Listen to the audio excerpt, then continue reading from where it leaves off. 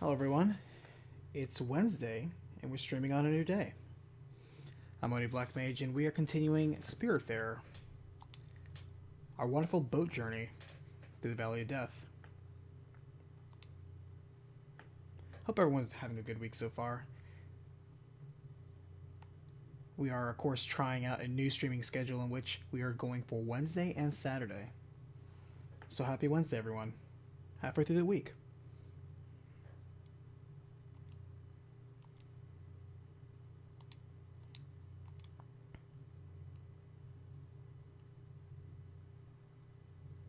Hey Jax, how's it going tonight?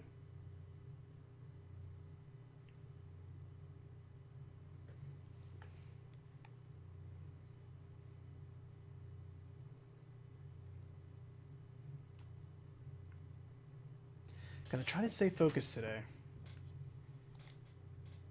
in terms of what we're going to make and what we're going to do.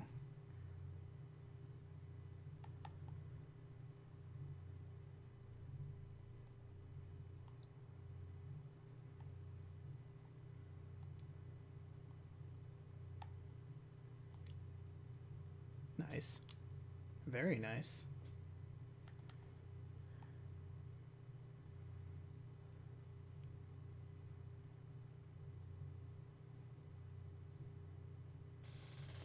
Lone Shadow from Korea, Thursday morning here. Well, good morning. Hey Brendan, how's it going? There's no sound from the game? Interesting. Okay, let me check something real fast.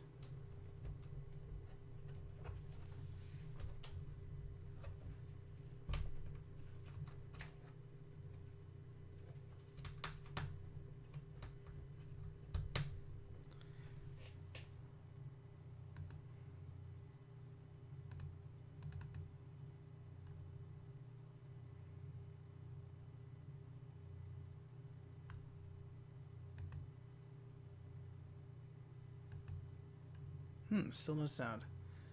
Hey Shadows, how's it going? Alright. Really quick, I'm going to pause and we're going to troubleshoot this real fast. Be right back.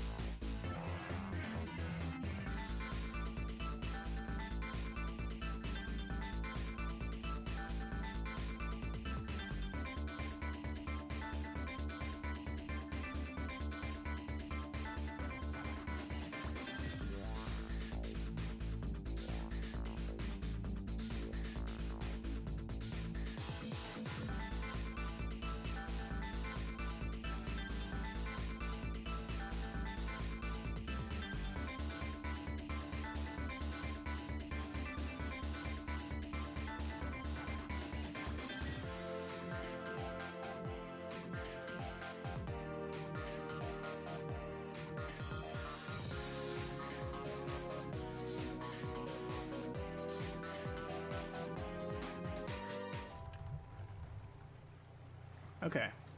According to this, the sound should be good now. So let me know if you hear the faint piano nighttime music. Thank you very much for your patience, by the way, everyone.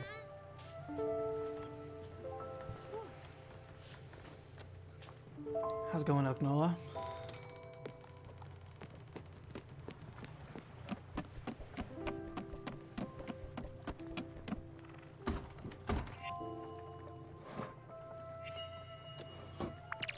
Oh, we got 3 grilled fish out of that.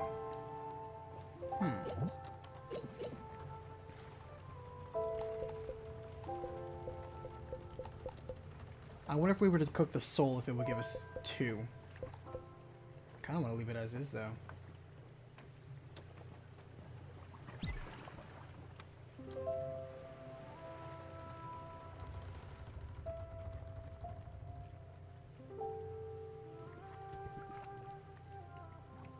Hello, Starshine. How are you tonight? Thanks for jumping in the chat.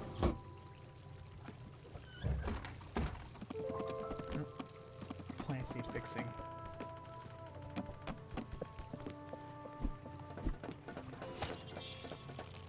We need more linen anyway, because the next objective that we have is to build a sawmill. Which needs linen, I guess?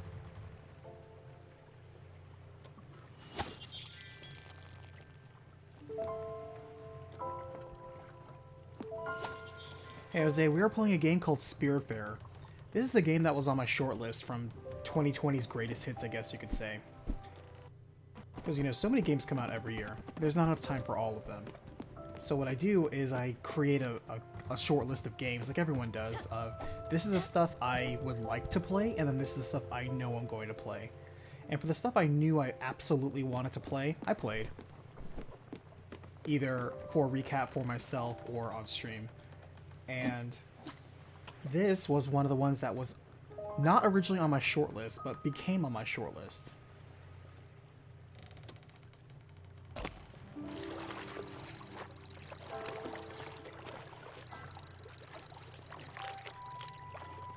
And I have to say, this is a jolly time.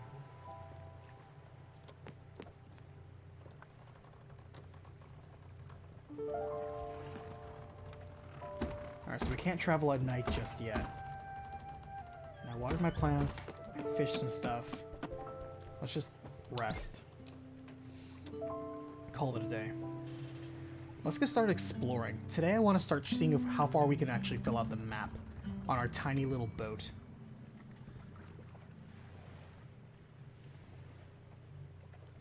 We're going to sidetrack the main campaign so far. We're going to see what kind of islands we can go to. Because maybe if we can reach some really high-level islands, then we can start getting like a lot more resources instead of just sticking to the beginning islands.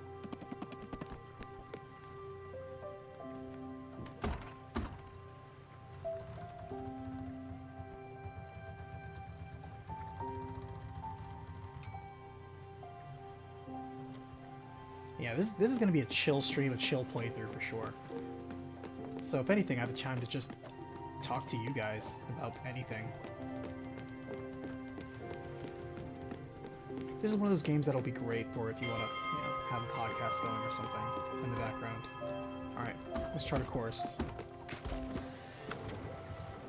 Brandon, you listen to the videos while he drives to work? Well, thank you very much. People have told me that they just listen to mine in the background, and I always have to wonder, how do recaps fare when they're just audio only? Because I make them for the purpose of being visual as well as audio. Where I often think that there are many scenes that would be better if you just saw them instead of just listening to them, but if you're able to just listen to them and there's no problems, then that's good. This was the island that was in the bottle, so let's go there first.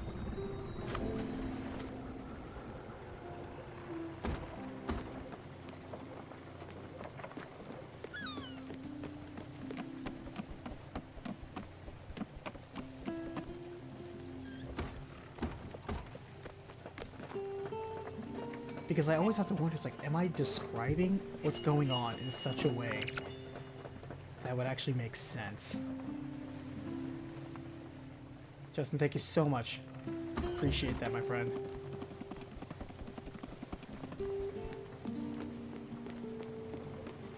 And hopefully I can catch you tomorrow for the Outriders demo.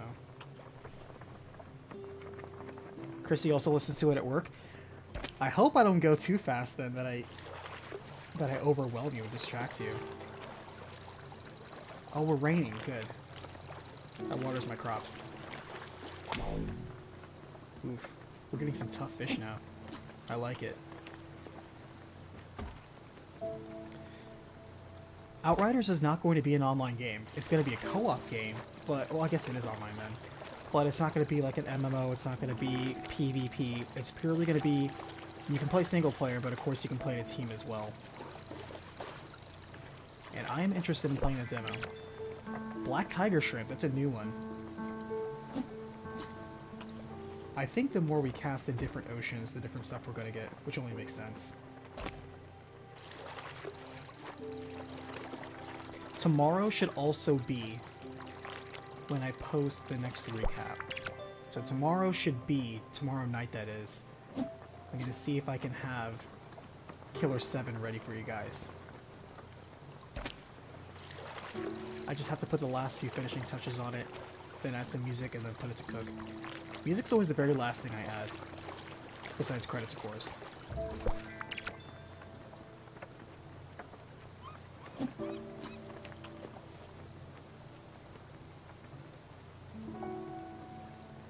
You're starting some creative endeavors soon? Hey, that's always the best time to start.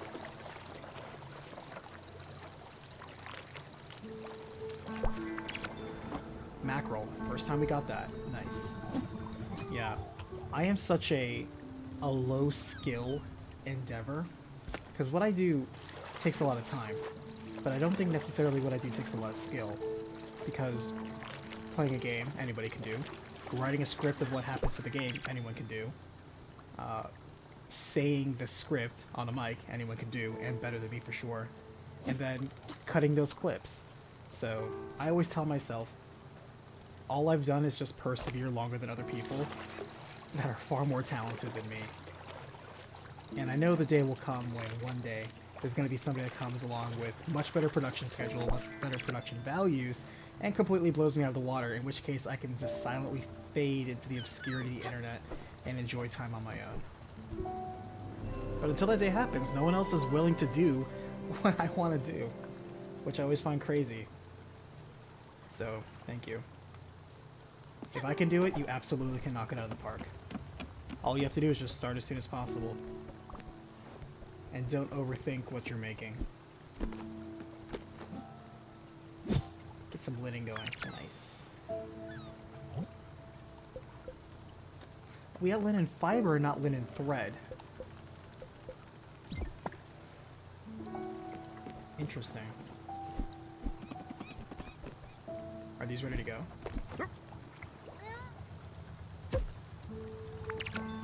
My turnips are so small.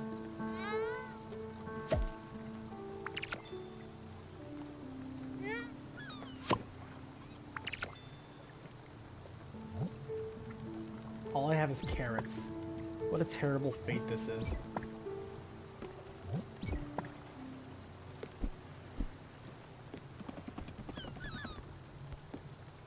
Does Killer 7 hold up in the year 2021?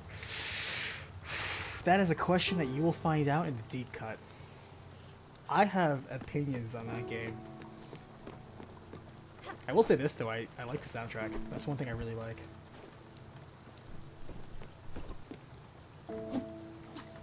The short answer is yes, but not necessarily for its gameplay. Killer 7 is a very avant-garde game. I don't want to dismiss and just say, oh, it's artistic. Well, anything's artistic. But this game challenges the normal conventions on purpose. Eel, that's the first one we got. We're getting new stuff here. I love this. I love fishing. And it's an experimental type of game, first and foremost. It's a type of game that should exist to diversify our landscape of games and how we tell stories and develop characters and narratives. However, that doesn't necessarily mean it's A-class in its own effort just because it's competing on its and beating to its own drum.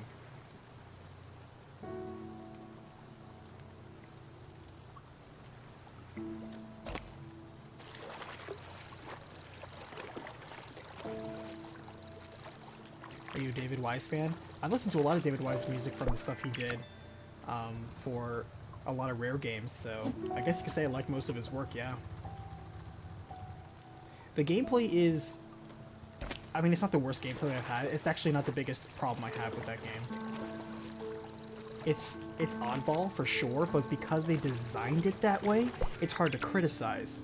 See, it's one thing to say, I designed this game, and here's the gameplay, and the gameplay ends up just, like, you know, being what you would expect, and yet, when you play it, it's not operating how you expect. If it makes sense. It'd be like if you get in a car, and, like, the brake and the gas are in the same spot, but they do different things, then you're like, why did you design it this way? Why did you design it under the illusion of existing conventions and then just completely mess it up? Like, that's bad. Nice. Free money in a bottle.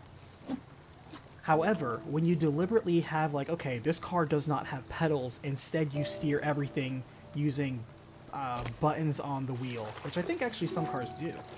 There are some models where they actually experimented with that. In which case, because you're experimenting with this deliberately different type of control, you can't really say it's bad, because it's simply an experiment. All you can do is just get feedback from it. Where, okay, I feel this works, or I feel this didn't work. This game does both of those. It deliberately experiments with different controls, and some of the controls it does okay, for like, okay, I see you're trying something different, and this is okay. And other times where, okay, you're trying this, but this is not working out well. By the way, look very closely at the water. On clear days, this water perfectly reflects everything, including the lines and the ship. And on days like this where there's rain, if you look, everything's very murky. And I think that's actually really cool. This game has a lot of attention to small details. But yeah, best of luck, Jose. I often tell people, if you go to my very, very earliest videos, here's what I did with my earliest videos. I did it on a laptop, using the built-in mic on that laptop, and I did everything in one take because I didn't know how to edit audio, and I didn't know how to balance volume. So if audio is really soft or poppy,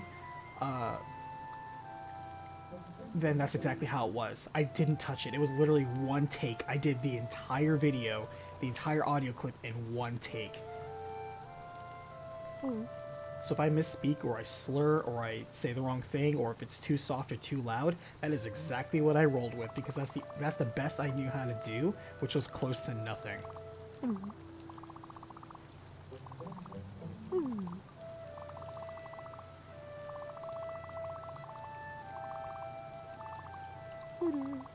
I like the dialogue of this game. So if I can get away with doing that sort of stuff, and I was using a free trial version of Adobe Elements that came installed on the laptop, by the way, because it was a laptop that I bought for school. It was my college laptop.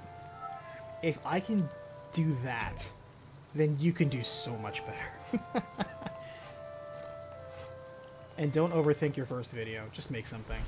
The important thing is getting in the habit of making something, because your first video is not going to be good. Just being real.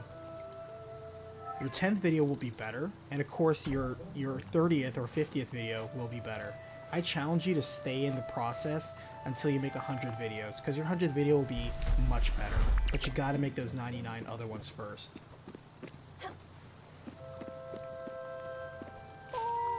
Give me those berries. Gold spot.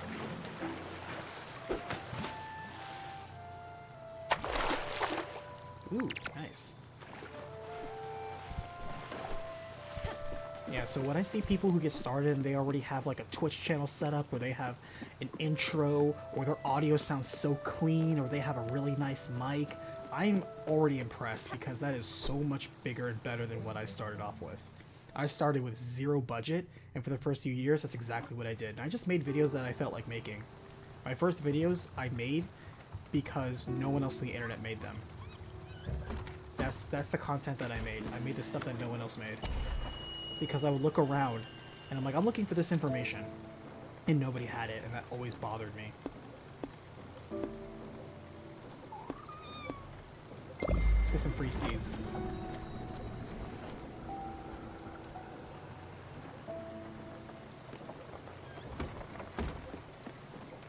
Our current quest, by the way, is we have to build a sawmill. However, and apparently visit somewhere on the map. Oh, we might have a shipmate that may actually be somewhere that we go. However, to build a sawmill, I need 20 linen thread. Wait, how do I get linen thread, come to think of it? Because I have linen, but I don't have linen thread. That might be an upgrade thing that I do.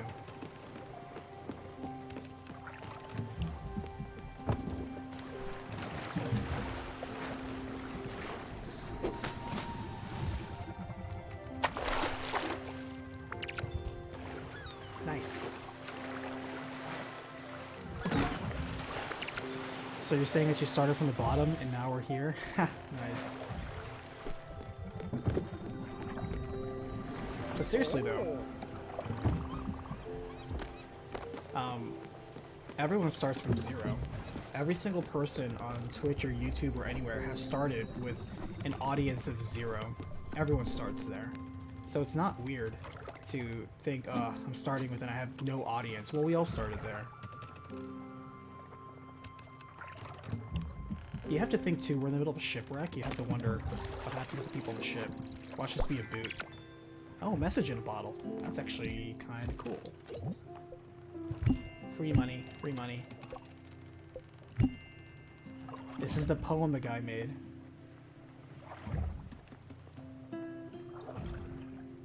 A lumberjack without an axe, crying and sobbing. Old trees aren't feeling cutting. We grow old. We'll grow old, they said, laughing. That's actually kind of good.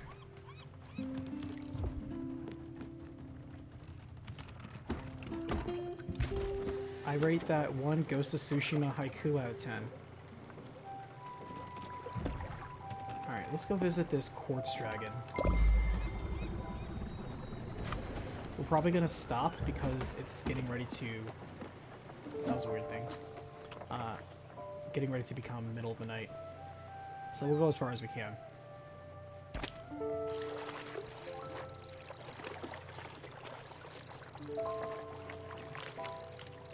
Ooh, this one's got fight to it. Be something good. Oh, it's just a cod. Well, cods are okay. Those are large fish. But yeah, thank you very much, Starshine. I appreciate your support. What I also found, after years of doing recapitation, is people apparently like using my voice as a sleep aid, or sometimes for their kids, and I'm okay with that. Some people think, is that your real voice? Yes, this is how I talk.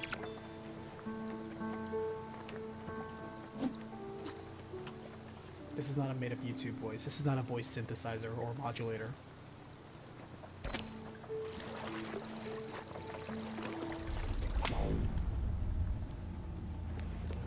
Did we make it? Nope. Ran out of gas for tonight.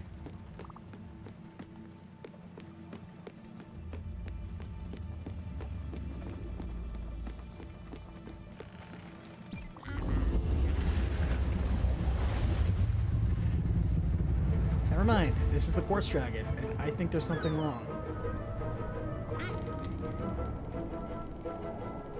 Looks like a dragon turtle.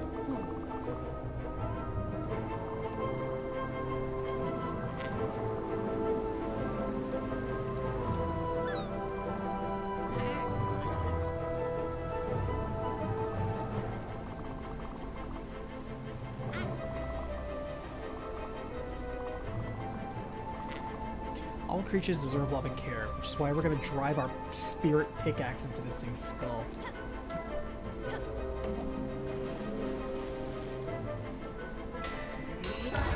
This may or may not hurt.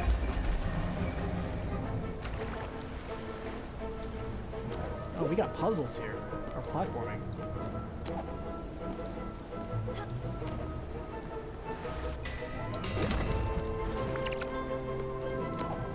This is unexpected, and I like how I'm constantly being surprised and delighted by this game.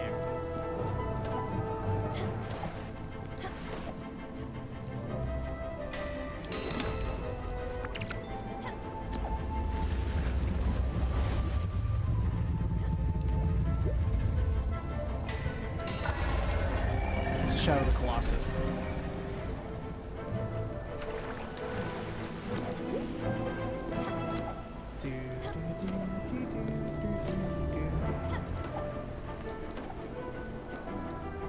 It's just Shadow of the Colossus, except with good controls and platforming. This is a cool way of mining more quartz. This game has more creativity than honestly deserves that kind of.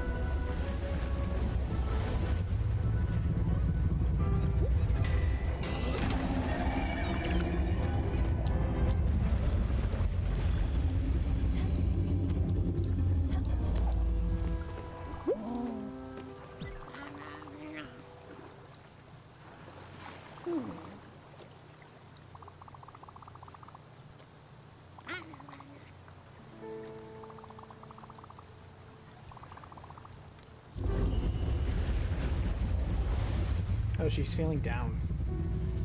How you feeling? I feel terrible. Oh, good talk.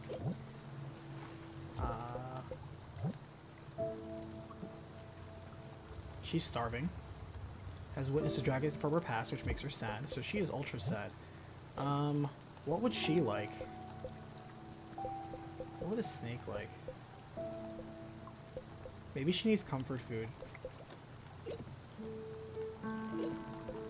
Let's give her this comfort food. Okay, it's not something she liked, but at least she's not hungry. Shellfish? Okay, we'll try that later. Speaking of, I need to make more popcorn. Alright, so comfort food doesn't universally mean everyone's comforted by it. That's fair. My comfort food is onion rings, by the way. If I'm ever feeling super stressed, I used to have a really big problem when I was stressed. I would eat, which was bad. So I just kind of limited to when I was stressed, I would eat onion rings, which is arguably just as bad because it's not obviously not healthy, but it made me feel better, darn it. So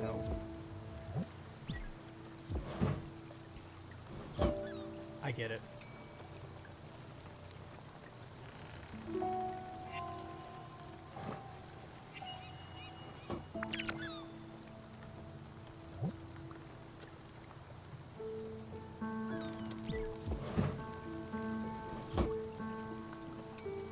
Let's do a quick checkup on all our passengers because she was starving. So we need to check up on Gwen and we need to check up on our uncle. Knock knock, open up the door, it's real. Whoa, what happened? Oh, I was about to say, like, is she dead? No, she's just sleeping with the mask on. That was unexpected.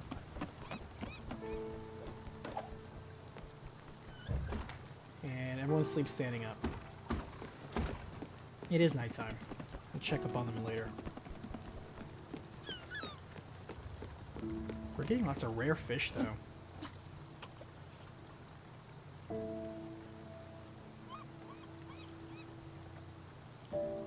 There's always something to do. Free money. Yeah, what are you guys' comfort food? I'm curious. When you're feeling down, you just want to eat something to feel better? What's your go-to?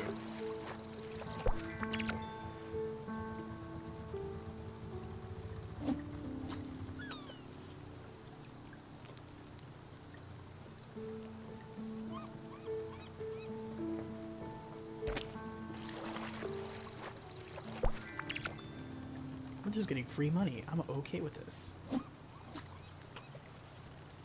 By the way, I watched when I was playing Destiny 2 earlier, just catching up on a lot of the new seasonal stuff. I was listening to the BlizzCon.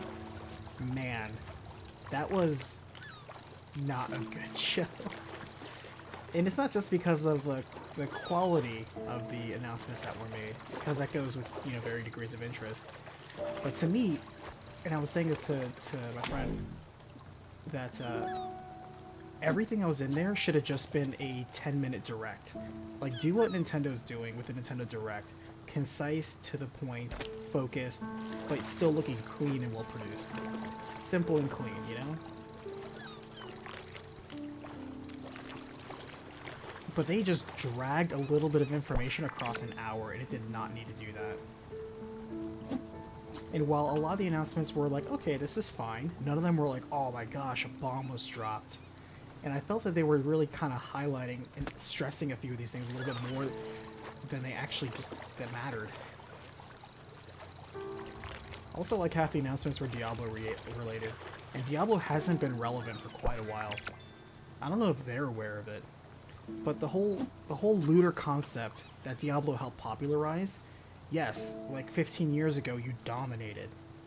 Longer than that, like 20, 25 years ago. But these days, being a looter game, even not just like a hack-slash looter, dungeon looters or shooter looters are so common.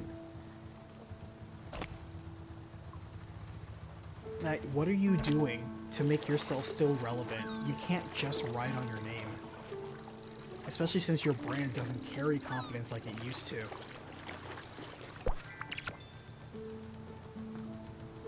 So yeah, I felt BlizzCon was kind of a waste, but that's just my takeaway.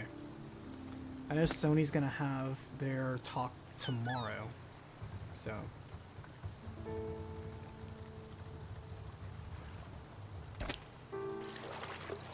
we'll see what they're gonna talk about. They kind of are in a strange spot because I don't think they've said exactly what they're going to talk about, so when that happens and you open the door for such open-ended discussion, all you're going to do is just invite people with their astronomical wish list of, okay, here's every title that they're going to do the same thing that Nintendo fans do for Nintendo Directs. Every single game that was ever announced, yet doesn't have an update yet, they're going to expect an update at this update. And that is a dangerous precedent to set, because they start setting themselves up for all sorts of speculation, wild guessing, wild hopes, raising the bar based on just speculation of stuff that you decided to announce 2 or 3 years early, circumstances aside. We're getting some good fishing, by the way. So, actually, it's light time, isn't it?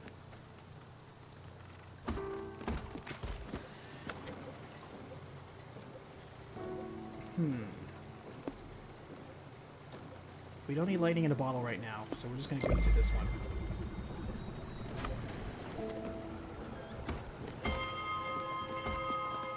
Everyone get up. Rations time.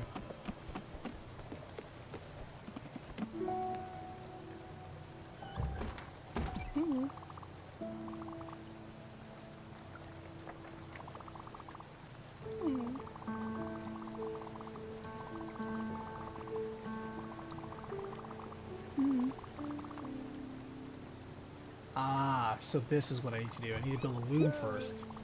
That's probably how we get fiber thread.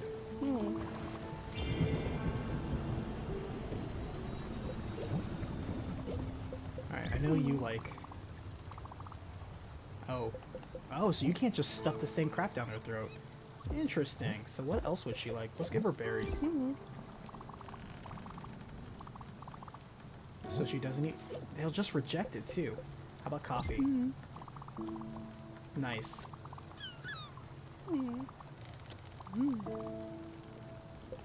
That's what I'm talking about.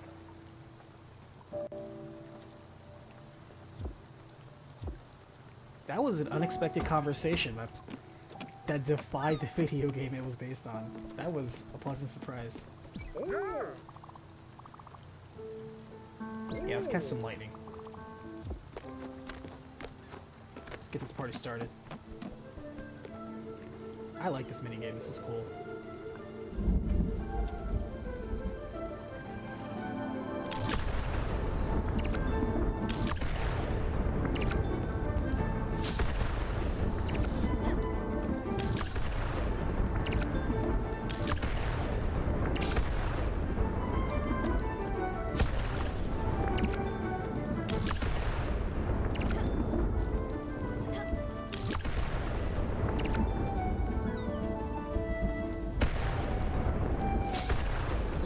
Oh my god, our cat got fried. Sorry, Daffodil. Hey, watch that. Watch that last step. You have to be right under it.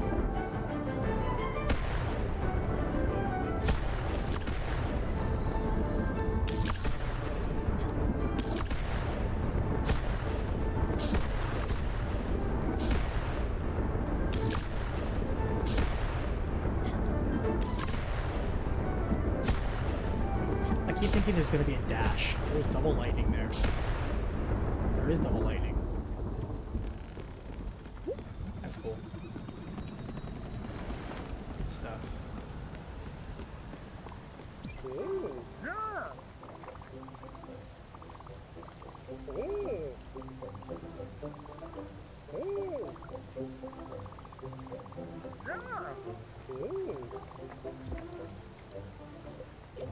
Alright, we need to feed everybody everything.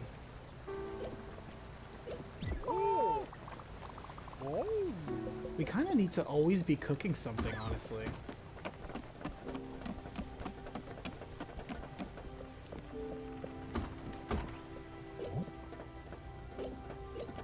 Alright, we definitely need more cups of coffee. We're probably gonna have to expand our kitchen so we can actually make more stuff.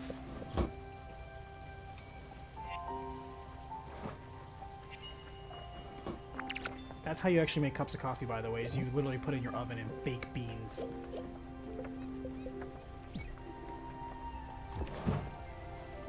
Ooh, that eel's gonna take a while. Alright.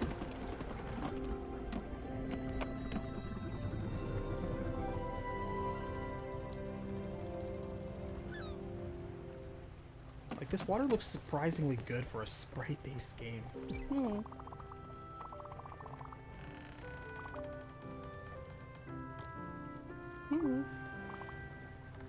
This game is basically 2D Animal Crossing on a boat. I think it's closer to 2D, I keep saying Viva Pinata, but that's kind of what it is.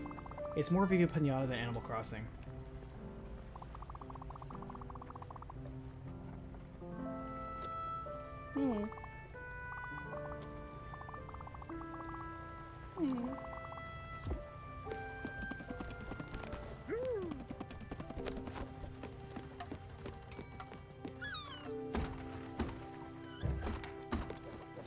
Alright, let's make a loom. See what we got.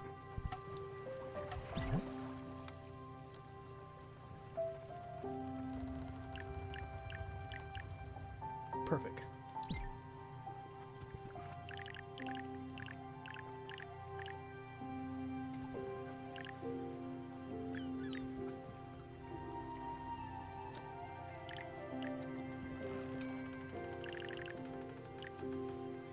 I wish there was a way to merge the ladders in such a way that you can reorient where they are.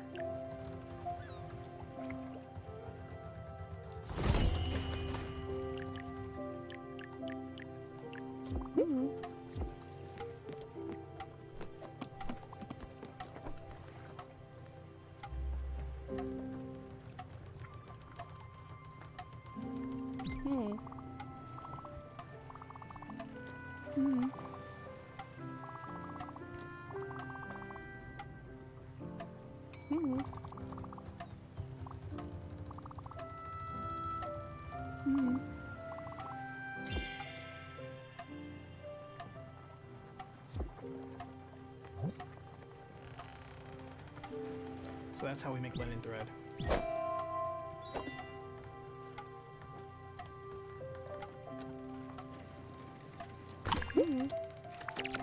Okay.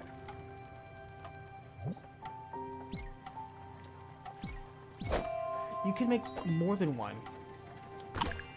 So you can. You can add more than one. I'm so dumb. I've been doing this one at a time.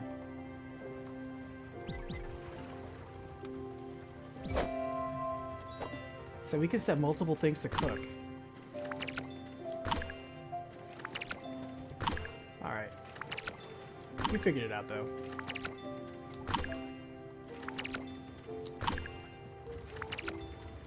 So I don't play too many management games because they bore me. Like, I played a couple park simulators, a couple island simulators, a couple 4X games, but to me, this type of management simulator, I don't know.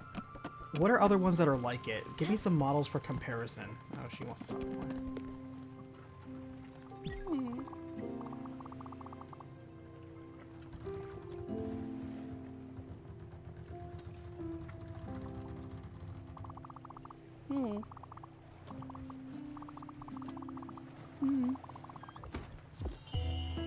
Nice.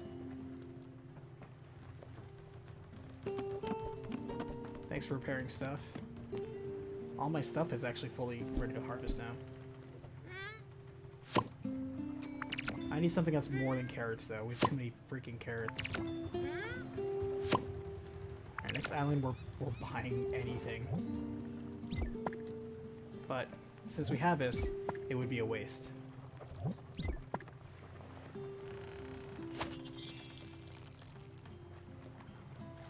It's so hard to watch sometimes? Maybe. But that's what's the cool thing about this, is that you don't have to be thoroughly engaged. Like, this is something where you could just be chill with, and I think that's great. Harvest Moon and Ring Factory. Yeah, it's funny. I thought I never liked Harvest Moon games. I still don't for the most part. I find that a little too much, where you have to micromanage those large farms. I'm not feeling those. I feel we need to get more lumen, because I think we're going to need some more threads. Coffee, I think we're okay on. But that's what I liked about the tightness of Viva Pinata, is like, yes, you had to grow things, but you grew it with a very specific intent that you were going to quickly use. It was like a strategy game, where you quickly just kind of set resources in, and then put them on a downtime, of course. So we got multiple fish from eel. So we'll have to put mackerel.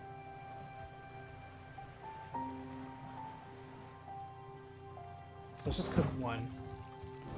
I know we can cook multiple, but I just want to cook one of each and kind of see what comes out from each.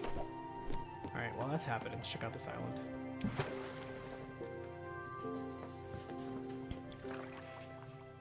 But yeah, sometimes it's cool just to relax.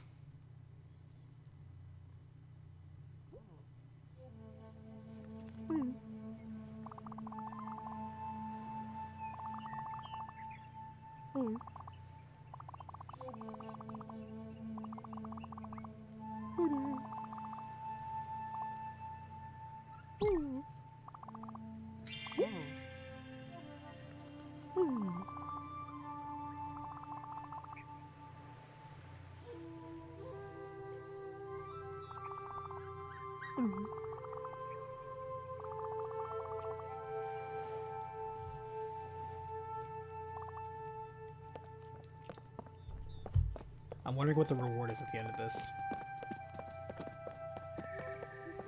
It's a pleasant art style. It's not the most impressive art style, but it's a very nice art style.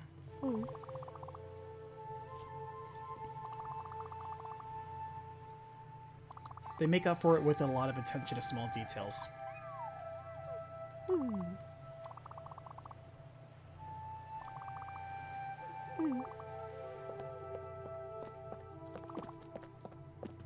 Don't get too close.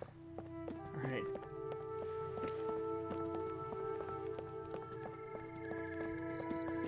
My character never walks. Stella never walks. Stella only runs.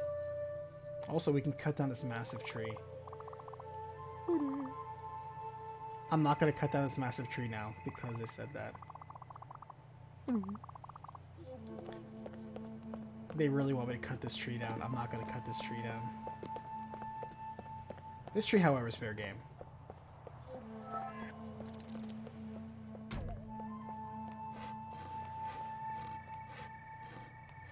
We are... Oh, she's gonna say something. Or maybe not. Okay, good. What were you doing back there? Nothing.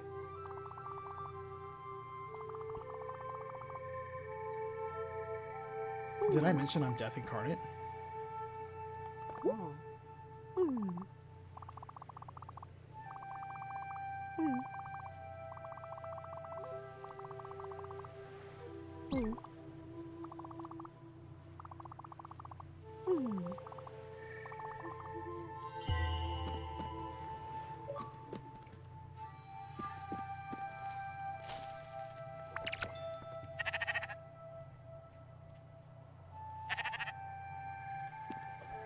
I noticed that sheep shows up as a resource, however, I can't shear the sheep. Or at least just yet. Yeah, secrets.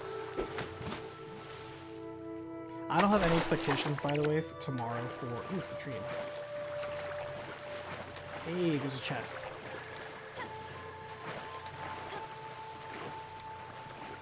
There's a person.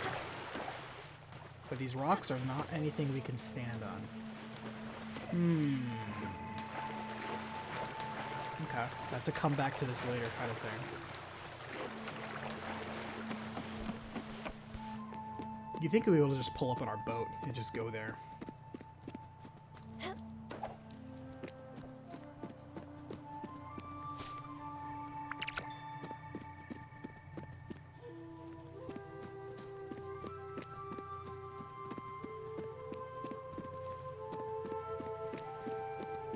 Okay. Chill island. I can respect it. The only thing I expect they'll actually clarify is the specific titles they say that were formerly PlayStation exclusives that are coming to PC. I expect that announcement. I expect them to talk more about the PlayStation VR 2 that they said they were confirming for development. But other than that, I don't have any massive things. Like I'm not going to be mad if they don't show God of War 5. I'm not calling it God of War 2, it's God of War 5. But God of War Ragnarok. I don't care about updates for Horizon Zero Dawn 2. I don't care about seeing an enhanced trailer for Ratchet and Clank. I don't care about seeing MLB, the show, becoming multi-platform. I don't care. I'm just gonna go in, and what they show, they show. I think if you just kind of just go in with no... Oh, everything's cooking fish, so does it even matter then? Let's cook this mushroom. This mushroom is expensive.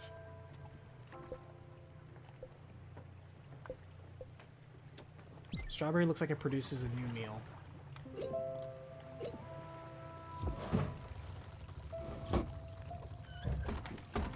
So.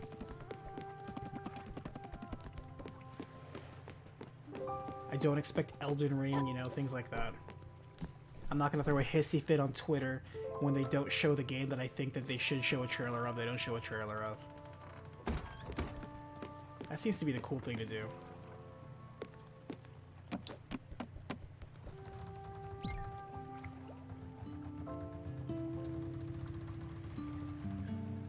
Teaser for Remake 2? I would be surprised, but I'm not expecting it.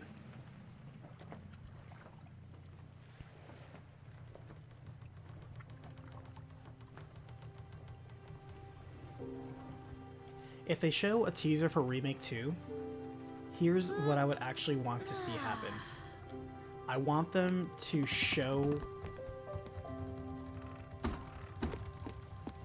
Aerith getting killed in the trailer.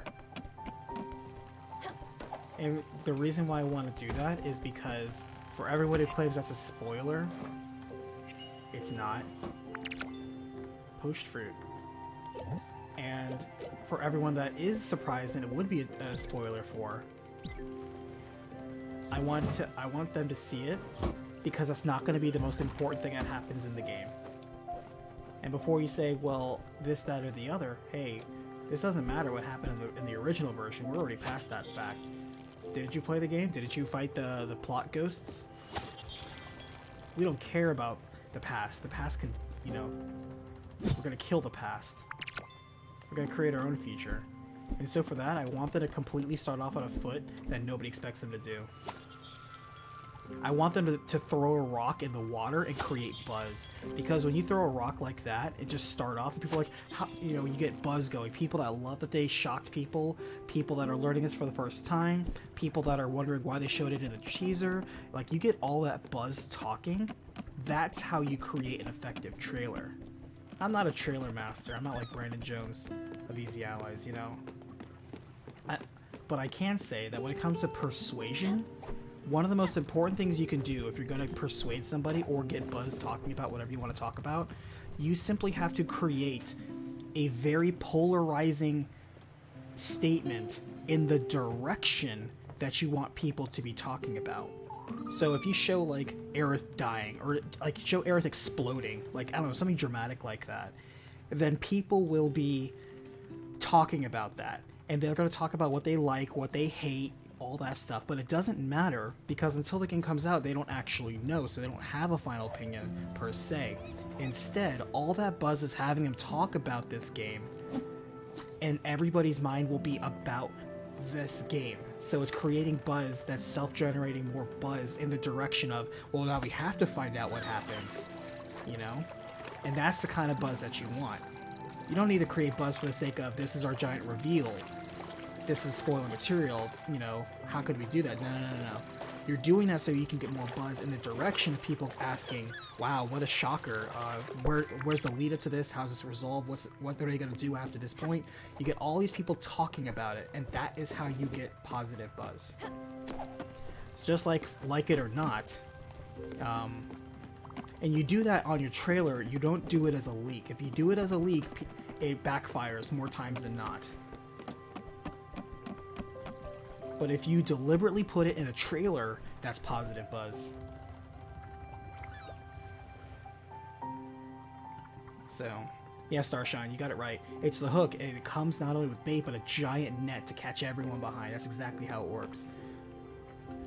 Because, yeah, you're going to show cool gameplay, show a summon, you know, show a town that people were expecting, blah, blah, blah. That's boring stuff. You want to create a good, memorable trailer, you just like, dude, do you remember what happened in the Aerith Dice trailer?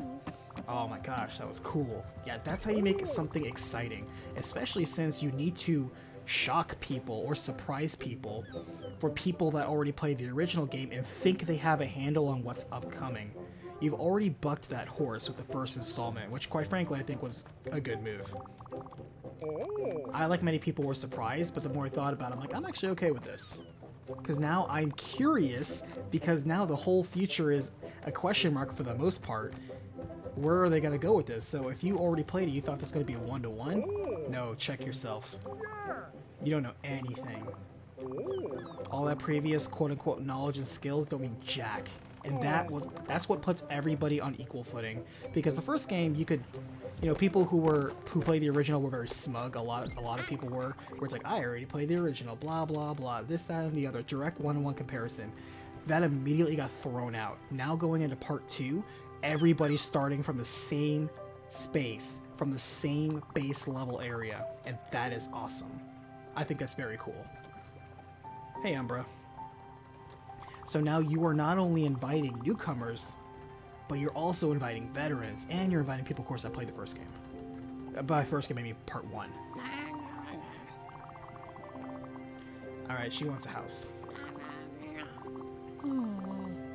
So,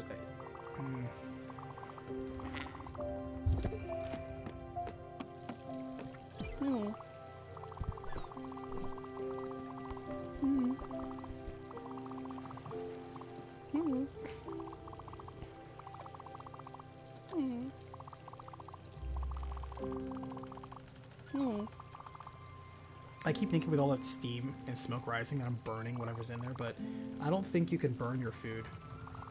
This game is very forgiving for that. Laying at the ley lines. That's a lot of shrimp cocktail.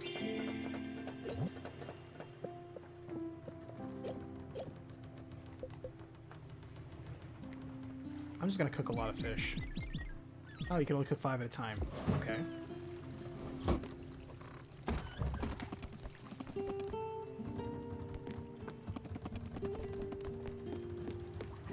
So let's check actually real fast to see if we have enough to make a sawmill.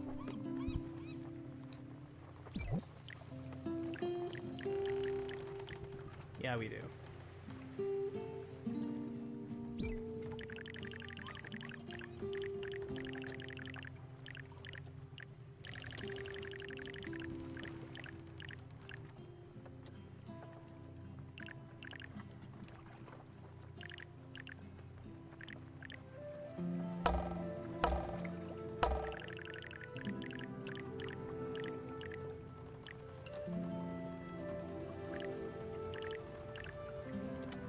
interrupts things.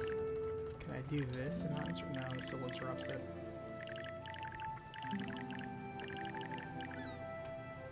I may just put this down here.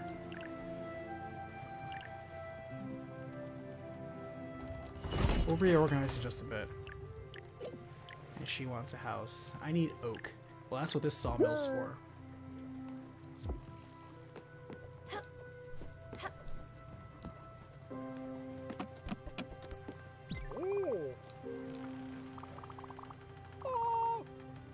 I kind of want to have it where it's... I think I might do gardens on the... Like, stuff I'm going to use, like gardens are on the bottom. NPC housing and stuff that I'm not going to do anything with is on the top. Because I still want to be tall, so that way when we go through jellyfish storms, I have the ability to go up and down. I still want that. But... I also want to make it where I can just quickly go to the kitchen or my gardens in time.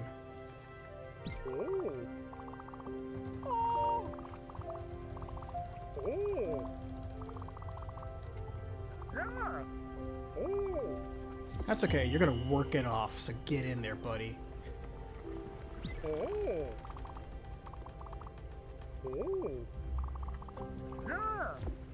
Thanks, man. Wow, 8 raspberries. Appreciate it.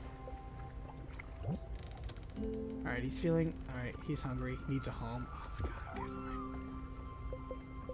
You eat so much. Here, have a raspberry. Oh. There we go. Alright. Before we step off on this island, I want to reorganize this. Oh, so we can do improvements. Well, no, we can't do improvements just yet. Alright, we don't have that ability. Alright, I want to put...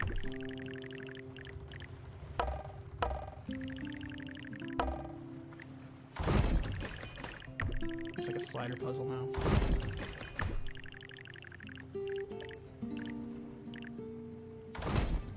Nice. I really wish that the ladders could just overlap, because that seems kind of a weird design oversight. Alright. Push up here for now. Put you down here.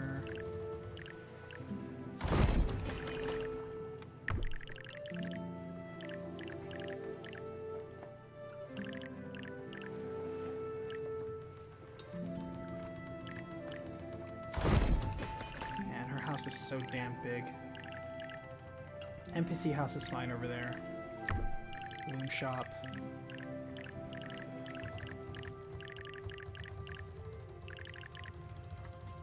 I guess I'll put it right there next to her for now. I don't love this because when the jellyfish come, I'm not going to be tall enough to hit most of them. Tim enjoying a recap of Chrono Trigger. Thank you. Actually, somebody asked earlier, I apologize I didn't get back to that, which were my favorite recaps. Most any of the games that I consider like really high tier, because they're very relevant but also very well told. Admittedly, some of them are also my favorite recaps. Like, I loved... Like, there are favorite recaps that I love the story of, like Chrono Trigger, that are just games that I just love. But there are also games like Nier that I really enjoy, but I think are just very well told stories of very good stories to begin with.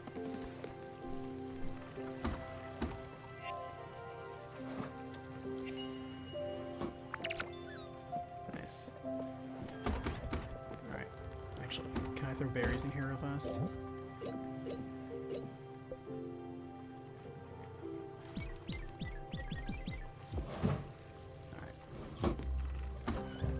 Okay. That should be good to start. Let's explore.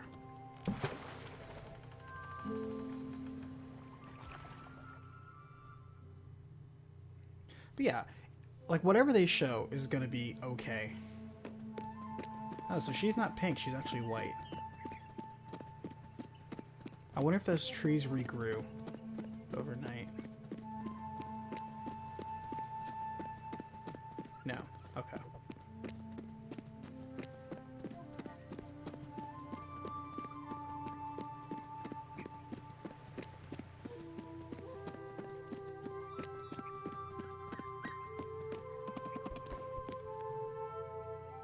I like that the transitions don't take super long. I appreciate it. Okay.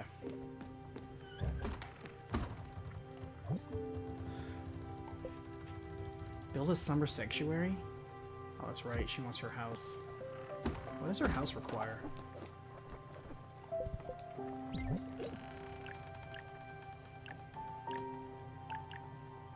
Oak. Oh, I should actually go inside the lumber mill and see if there's lumber I can make.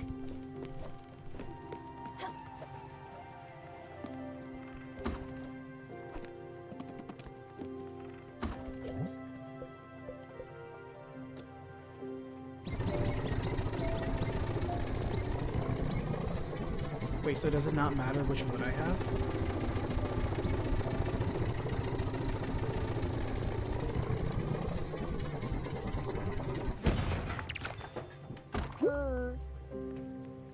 Well, sorry, you weren't here to give me a tutorial, mate.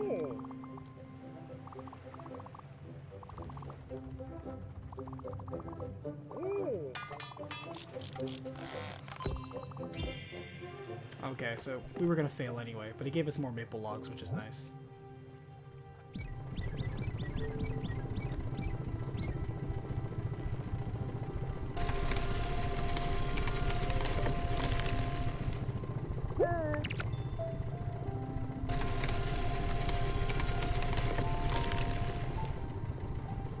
Oh, we have to do it for every log? Oh, this sucks. I'm not feeling this minigame. It's a cool minigame. I appreciate the creativity, but I'm not feeling this activity. The slider is sensitive. I do like how it's kind of generous, though. Oh yeah, I butchered that one. Jesus.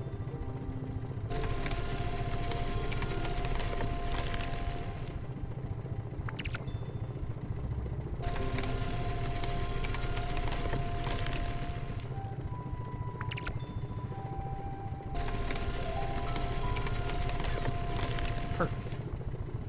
Gave me sawdust anyway. I guess we always get sawdust. Okay.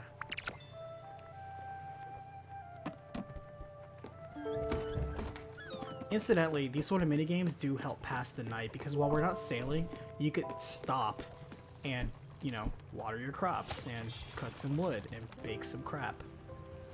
Hey Nick, how's it going?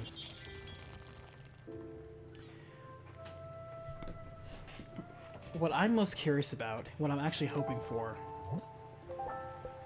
Let's grow some corn. We need some corn. How come I'm not able to play my guitar for these guys? Oh, that's right. I'm up here.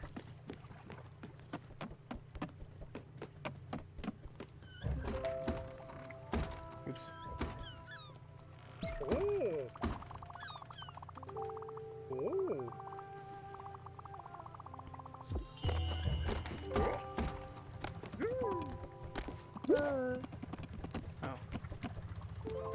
Like, I wish I could organize the ladders in a way that lines up. Oh, okay.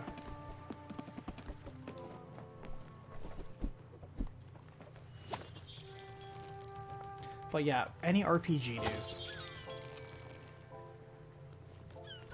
If it's RPGs, I'm probably gonna play it. Come on.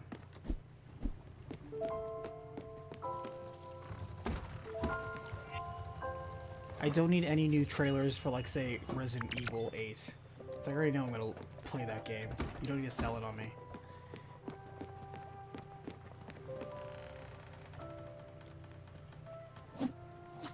You have to hold Y to play the guitar? Okay.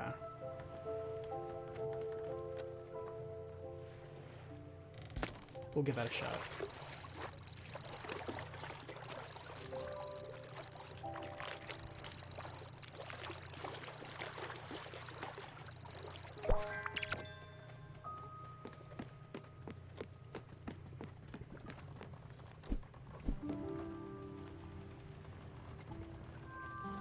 Oh yeah, that is how you do it. Thanks.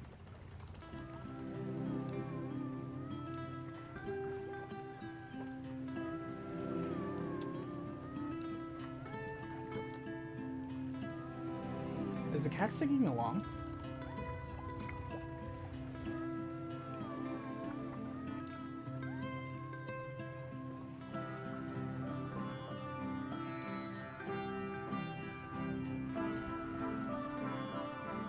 This is the most I can handle. I'm already terrible at rhythm games, so this incredibly slow pace is perfect for zero-skill rhythm people like me. Man, these crops go fast under this Song of Growth.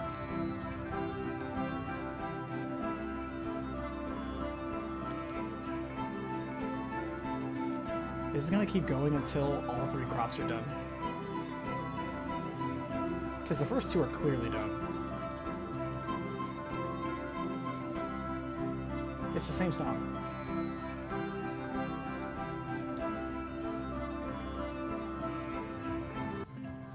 Oh, there is an end.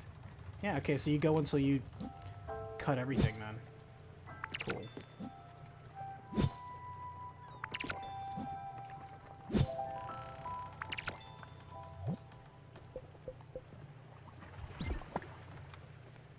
We're gonna need to buy some seeds.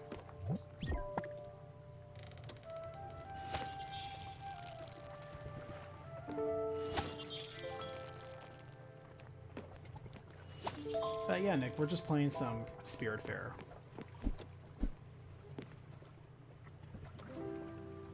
Alright, now that I have this stuff...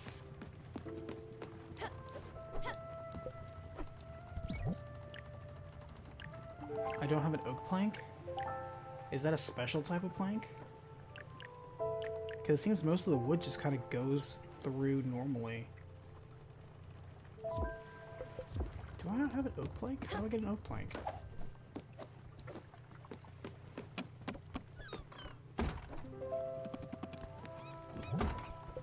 Like, there's an oak log.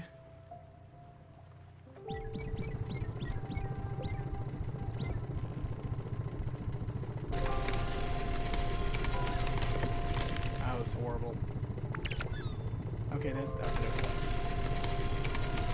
Jesus Christ, this thing is sensitive.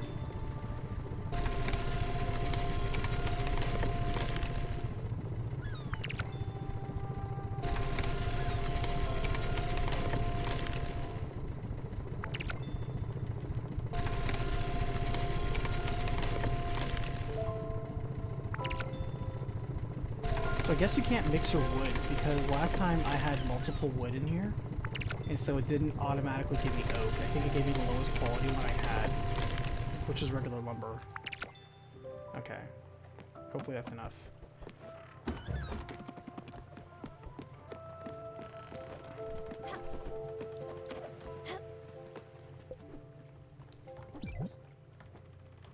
Just enough. Why are you guys' houses so big? Jesus Christ, why are your houses so big? We need to get a bigger boat. Alright.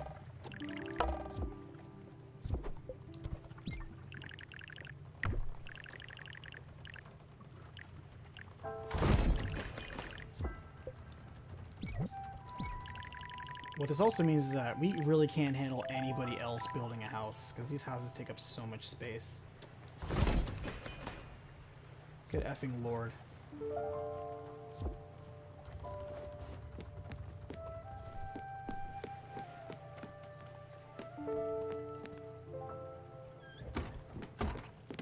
Actually,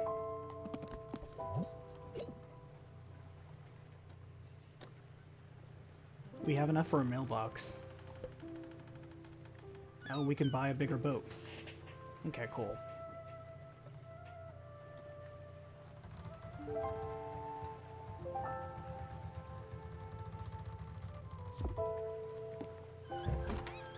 Okay. We'll fish a little bit. Sun's about to rise.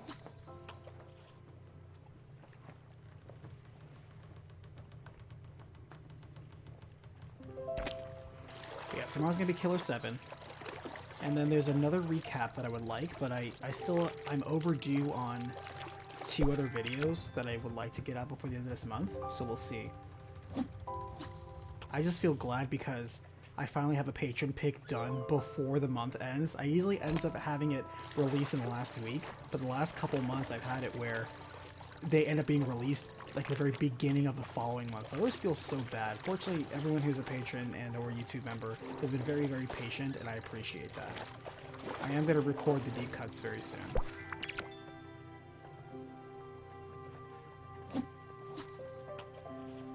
Bro, this looks like such a great game to play when you're having a bad day. I can testify because the first session, I came out of, having a really bad week. I was one of the Texans. I was under a blackout for most of the week.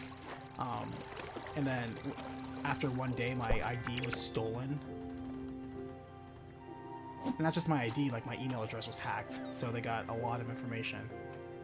And it took me longer than a day and a lot of stress to get all my stuff back. And it turns out they didn't actually break or tamper with anything, because they could have just deleted my entire YouTube channel, which was my biggest fear. Or obviously stolen money out of my bank account, but they didn't do that. Instead, I got alerts from an ID watch thing that my information was just being sold. So it just got thrown in a big file of other people's stolen identities, and so my identity is being stolen currently, being sold to somebody. The best thing I could do is just try to, change everything, protect everything, put maximum security locks on stuff, so the login information and numbers that they do have aren't going to serve them any purpose. Just lock down all the credit cards, put a credit watch out, things like that. That's all you really can do. Prevention. Prevention is better than cure any day. Alright, everybody get up. And let's set sail. Alright, we need upgrades. Oh, what's that? Is that a bus? Alright, before we go there, we have to check this out.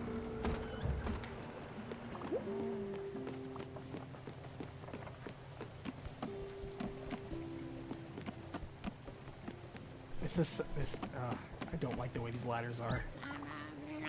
No.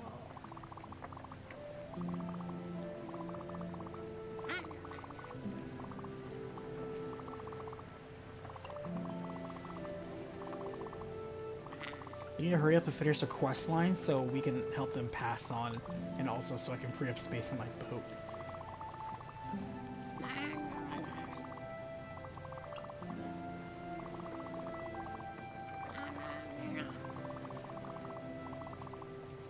Gems and minerals.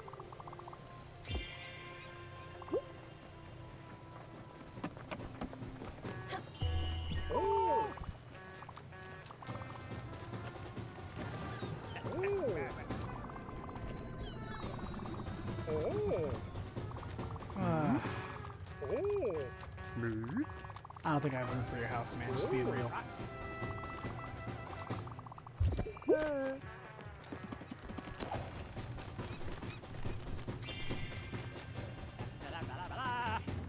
Yo, what's up, Seal?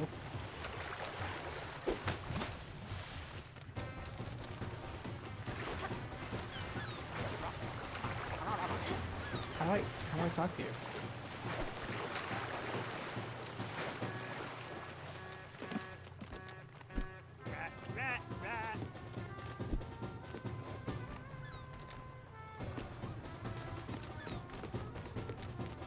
How do I get on your island? I can't drop down on there. And when I swim, I apparently swim behind you.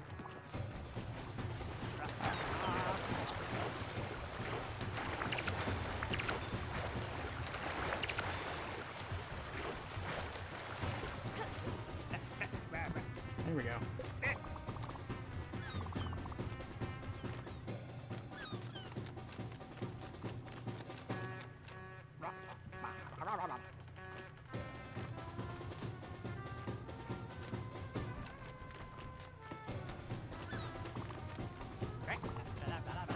What's up, Alex?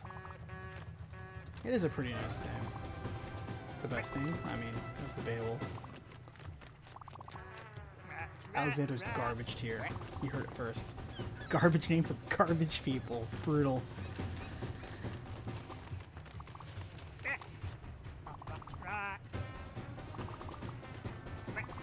Is he a fast travel spot?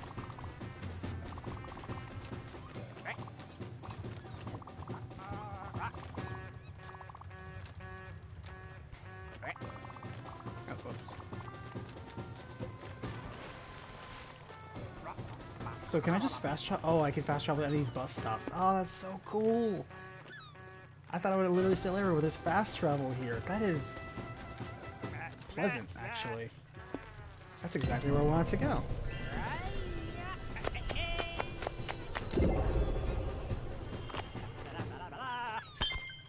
Wow.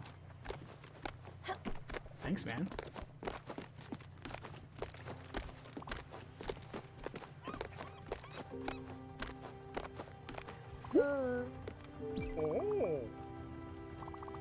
I do fish. I literally was just fishing. What do you mean I don't fish anymore? Just gotta fish one day. Oh.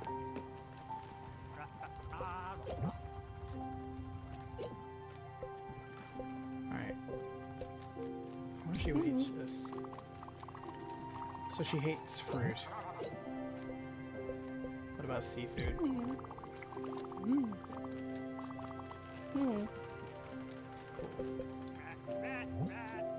Fine dining food. Makes sense. Hates fruit. Also makes sense.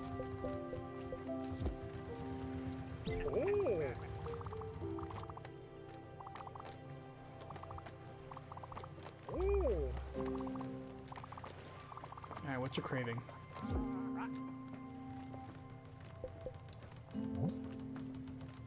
What is his favorite food?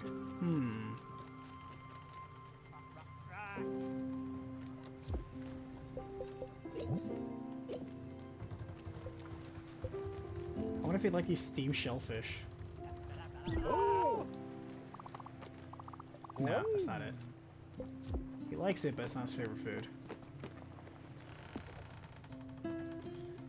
Geiger, you know how you said that you wouldn't play a lot of fan-translated games because intention? Well, that's kind of the issue with Japanese. There could be multiple meanings for a single word. I don't know about you, but I notice that's true for literally every single language. I'm not putting down what you say. I'm just pointing out that artistic meaning, creator's intent, messages, theming, that's prevalent in all writing across every language. You know, the Japanese don't have a stranglehold on poetic, double talk, speak, meanings, or metaphors. They don't. Their culture is different from ours, but at the same time, so is our culture different from theirs. And just like European cultures, South Asian cultures, like, everybody has their own stuff to present to the table. At the same time, that's the reason why I don't like fan translations, because it's coming from the perspective, usually, of one group that is trying to sidestep the cultural lost in translation stuff. And every fan translation does this. And you have translations groups that say they're more accurate than others, but all we have to do is take their word for it. Nobody actually could prove or verify that. At the end of the day, it's just one person's interpretation versus another person's interpretation. So, that's why I don't do fans translations. I did early on when I was first doing the channel, but, you know, I had incredibly low standards then. That's why all my early videos are trash.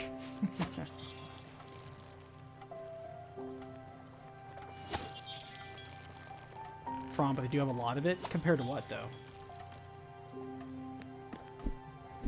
Like, that is a literary debate, is what you are starting. You're gonna turn around and say, yeah, you know, Japanese writing is just way more meaningful than Eastern European writing, or Middle Eastern, Mesopotamian writing that's existed for thousands of years. Yeah, nah, Japanese writing is obviously top tier. Everyone else is second. Nah, you don't. You have to present a little bit stronger of a position than that. And I believe there's a little bit of bias because of our American infatuation with the Japanese culture. Have a good one, friend. Thanks, Justin. Talk to you later.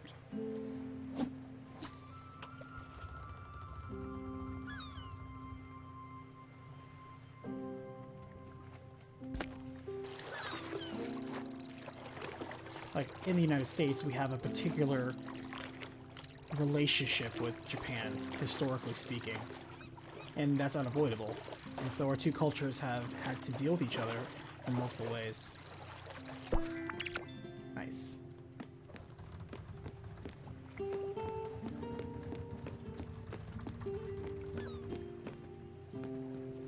Because the nature of Chinese and Japanese written language is more nuanced to it, I would actually say, I'm not putting the mouths of anybody who is from across the drink here, but from what I hear from the way they talk about our culture, all culture is more nuanced than their culture, because a lot of their culture has a more solidarity and unity to it because of the thousands of years of established culture. However, the United States does not have that. We're one of the youngest countries in the entire planet, and our culture is a mishmash of a bunch of crap taken from everybody else's culture. So there's way more nuanced context and variety in our culture than other people's stuff, which has created a lot of confusion. And which is why English is considered one of the hardest languages to learn, because of our mishmash melting pot. So if you're looking for subtlety and nuance, I think American culture has it beat.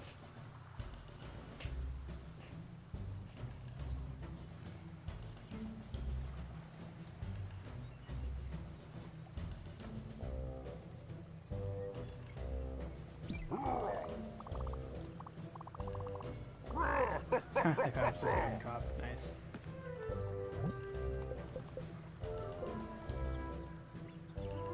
Alright, so sheep corral. So we're gonna collect sheep, huh? Alright, first things first. Let's shell out.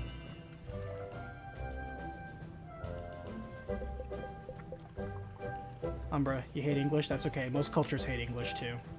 Our language is a mess. Most of the people who were born in this country don't speak proper English. We have so many weird sub-languages within our own language, based on the subcultures that exist in our own culture. And people know this too. From like the ebonics of an urban culture all the way to the southern drawls and everything in between to the metropolitan lingo. Oh man, there's so much stuff when it comes to the language culture of this country.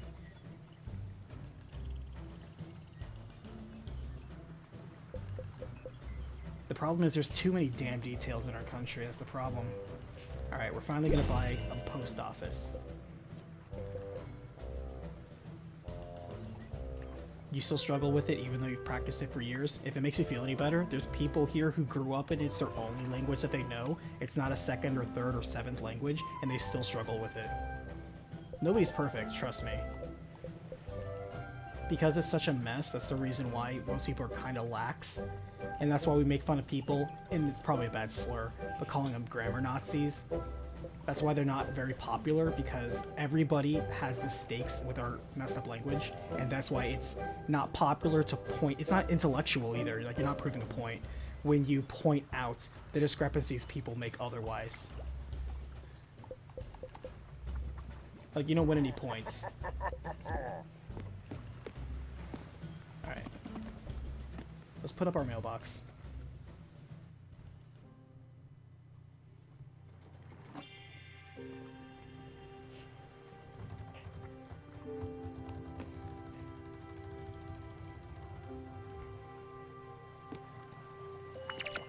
You've got mail.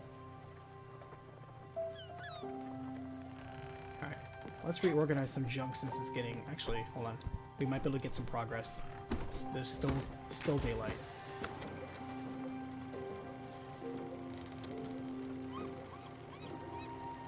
Actually... Okay. Yeah, let's take the bus stop, hit these resource points, and then go up north to the villa. I noticed that the dragon turtle's still there, so we may have to go visit him again.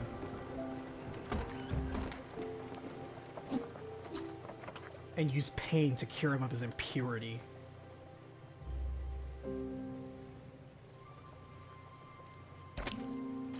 Because I think nighttime is better used for tending your gardens and organizing your buildings, because you're not moving anywhere. And during the day, probably, you know, more organization but fishing, because you're moving. Oh yeah, accents. Oh, but if you want to add a whole layer to it, every country deals with this. Regional accents. Oh boy. That's a whole nother layer right there.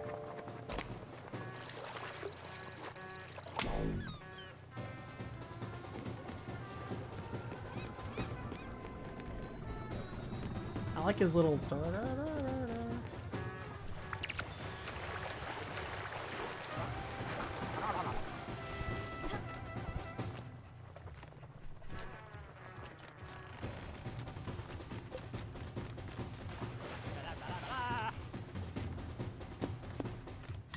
It's also free. I appreciate that. He's like, yo, I own every bus stop around here. Let me show you. Yes, please show me. I'm digging it.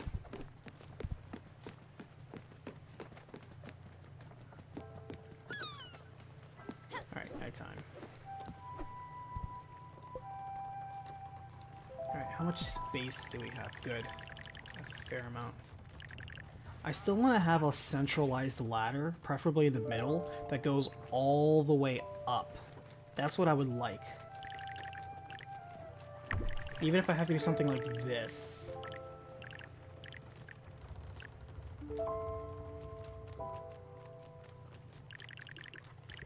But I want a central ladder system. Let's see if we can get that. Let's see if we can create some sort of centralized ladder system.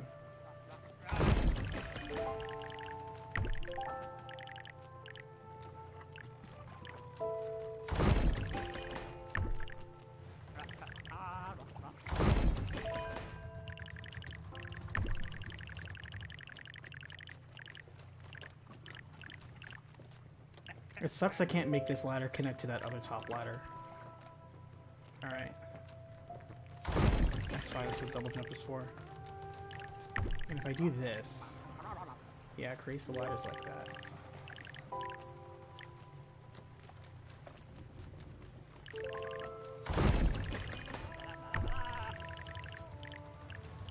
Okay, I can do that. Perfect.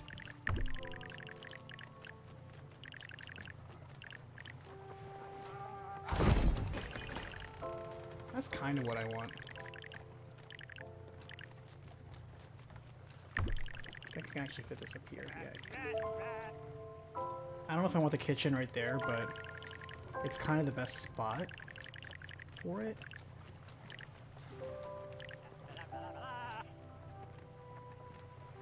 Yeah, so you can get the ladders somewhat. That's kind of what I want. I don't like a lot of this dead space, but... Actually, I do like a lot of dead space, but not when I'm organizing stuff. Alright. You get a workshop too? Oh, that's his house. Okay. Alright, so we need a lot more maple, and we need a lot more linen. Roger.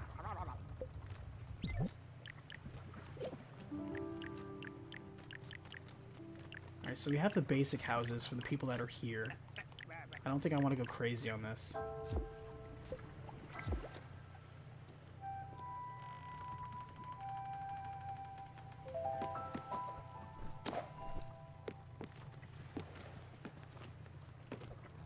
Alright, first things first. Do our dailies.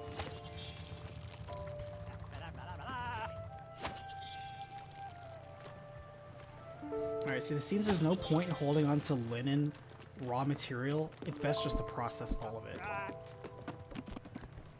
Oh, I wish you could sidestep Oh, you can. Cool, okay. There's a little bit of stickiness when it comes to that. That's good. Alright.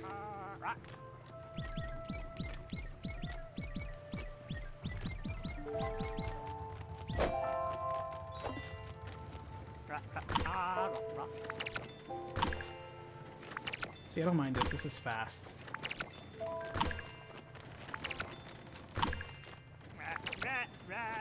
And is this how you actually use a loom? Crazy. Those things look like they can take off your arm. If you've ever seen a loom in real life.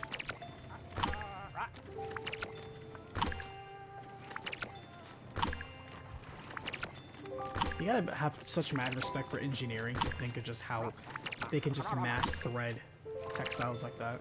It's crazy. See? Easy peasy, done. I have 50 linens. It's a good start. Alright, let's pull up these carrots.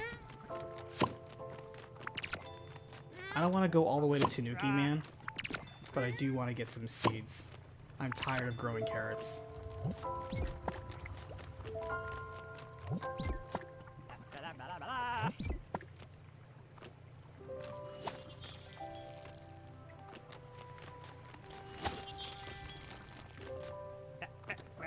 So here's the thing about Dead Space. Let's talk about Dead Space.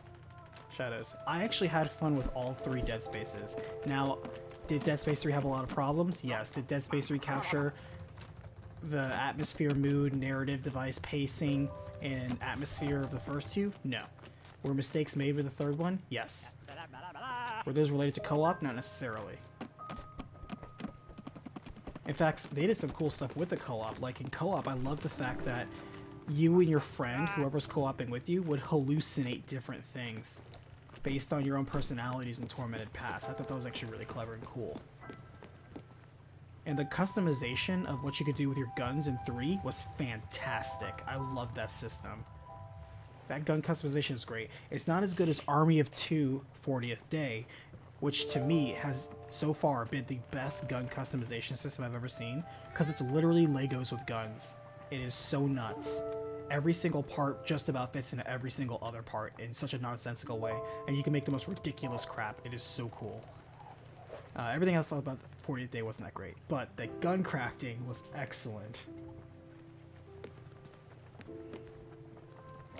But yeah, Dead Space 1 and 2, fantastic games. Dead Space 3, weak, but it wasn't not a fun game. Which is, again, bad English. It was not an unfun game. I had fun with it. Was it the experience I wanted to have, appropriate for a space survival horror game? Not really. Did they have stupid ladder setting sections? Yes. Were the bosses underwhelming? Yes. Was the plot bonkers? Unfortunately, yes, but it actually didn't bother me. But was it, tightly controlled? Yeah. Did it have a lot of gameplay options? Yeah. Did the suits look cool? Sure. Was the environment fresh? Yeah, absolutely. Was it overladen with stupid microtransactions? Yep. And time mechanics? That resource collection in the game was stupid. They did that just to sell microtransactions. But it was okay. I still had a ton of fun. I still played the heck out of that game, even to the point where I did a challenge where you have to go through the entire game without dying once. The only part that was actually a problem was the drill, because if the drill even casually touched you, even when it wasn't working, you got jibbed. Pro tip, if you ever do want to go play Dead Space 3 and go through that game on somewhat easy mode, even on the super hard mode, I don't know why I'm not paying attention to fishing. I'm trying to remember. I think the gun combo that I found, worked for me at least, is the top part of the gun needs to be semi-auto rifle with flame rounds, and the bottom attachment needs to be a shotgun. If you have that combo, you will eviscerate every non-boss in the entire game. They won't even get close to you, because it saws through their parts so quickly. Like arms and legs and just the flame damage, that you'll be putting a dot as well as maximum severing damage constantly. So you will just saw through people like that. That sounds terrible. Oh, that's right. Boo, that's right. Pouring out a cold one for Anthem. Everyone, shout out to Anthem. F. Because Anthem had a lot of good ideas. It had good combat. It had great fight mechanics. It had a lot of good ideas. Just, as everybody knows, terrible execution.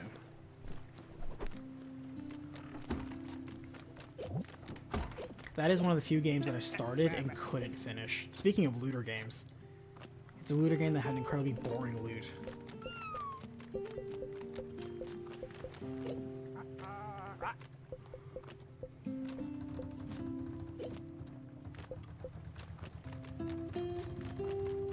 Oh my god. Sawdust. It's coarse and rough and irritating, and it gets everywhere. I hate sawdust. I will be the best Jedi ever. This game has memes. I can't give you points if you use memes, but I appreciate the references, and it's not so corny. Like, if you just read this and you didn't know the reference, it would be an okay description, but because it's a wink, I'm okay with it. It's not on the nose. Alright, so fish just create fish. Eel creates fish. Squid creates fish. Fish creates fish. Might as well cut this coffee.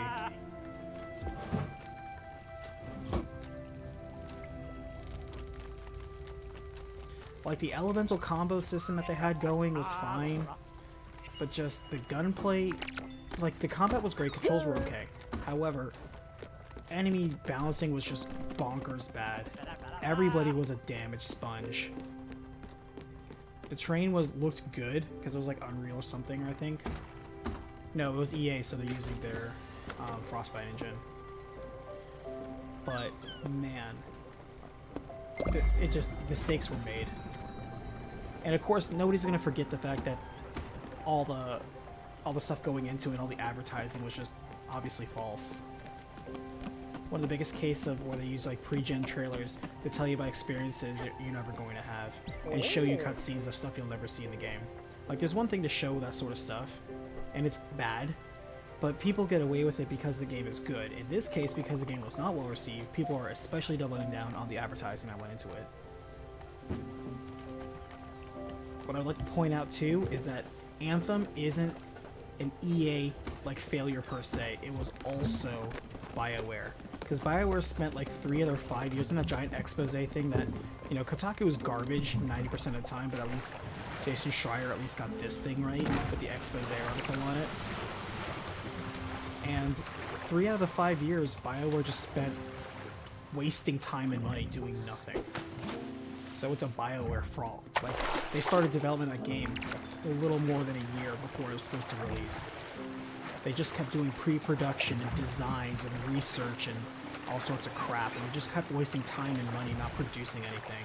It was 100% BioWare's fault. EA was supporting it. And then when they had that weird trailer, even BioWare was like, wait, that's not the game we're making. Well, and they're like, okay, well, what is the game you're making? I'll get back to you on that. So it was a mess all around. It was just horribly, horribly mismanaged.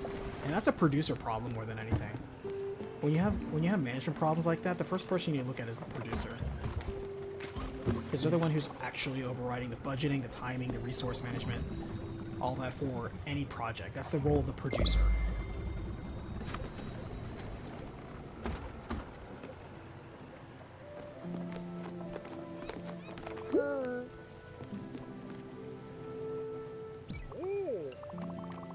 Okay. Something salty, something buttery, something with flavor. Oh, he just wants popcorn? Oh, actually, we have this. That's right. I actually need to get more corn to make popcorn.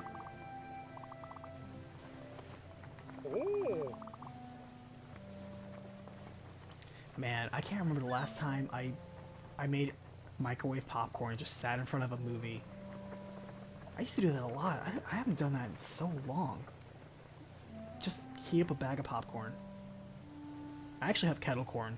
You know, just you literally put it in a kettle with oil and it creates... It actually tastes different too. If you've never had actually stovetop made kernel corn made into popcorn, it does taste different than either your bagged or packaged popcorn or even the microwave popcorn. It tastes different.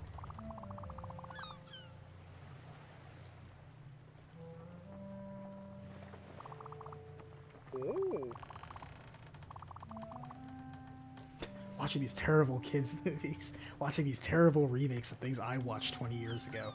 God, never is good. Relatable. Man, that popcorn awakened things.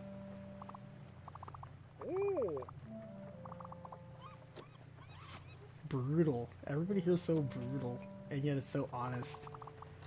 I like it. Like, yeah, your kitchen's serviceable, but honestly, let's be real. It's kind of like my first apartment kitchen.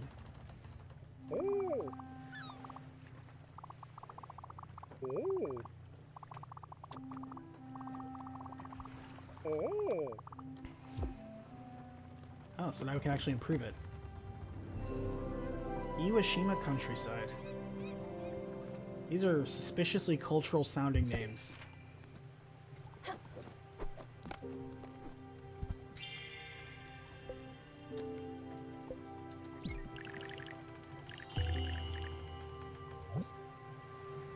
We need linen fabric.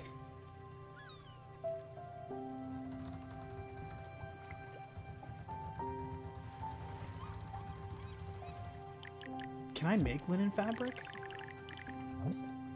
Because I can make linen thread here. I probably need to upgrade the loo before I can make linen fabric. I don't think I can make that.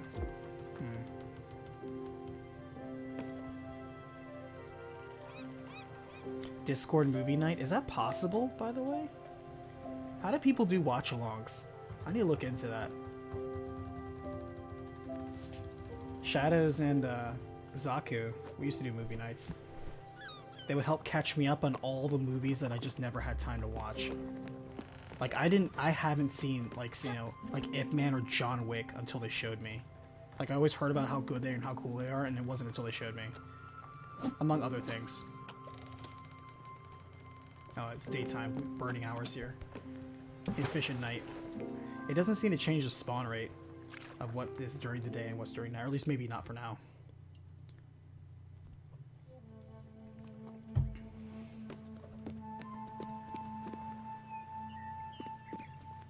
But yeah, I need to look into that, because, oh, we're gonna need like a triple jump to get up there.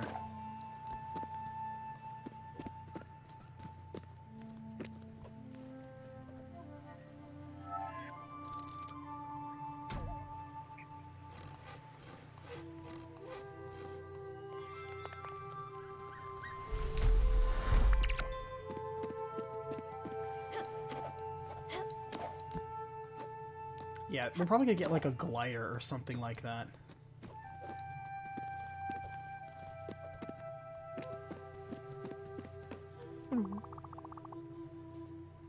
What I love about spitting is the talent you need. You know? It takes real skill to target, aim, and hit a bullseye. I'm not gonna lie, actually, it's probably true. If I were to just spit, it would just dribble out of my mouth. Or just be like hawking up something. But, man, to spit and hit a target? You're right, that's a... It takes real skill. I don't know if it's a useful skill, but it's real skill. Raw talent? I don't know about that. I don't think we're all born with the raw ability to spit and hit a bullseye.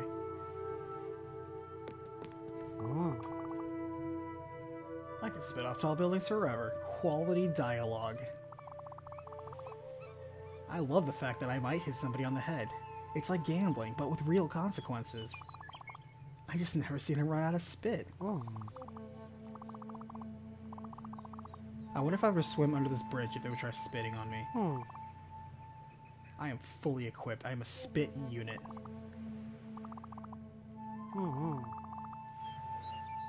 I was born for this. I am approving of this dialogue.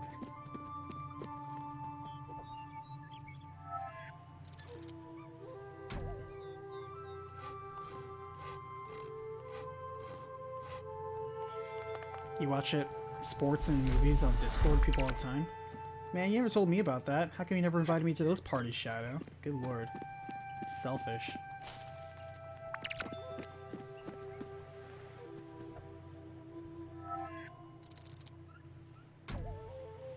I would mostly watch horror movies with other people, though.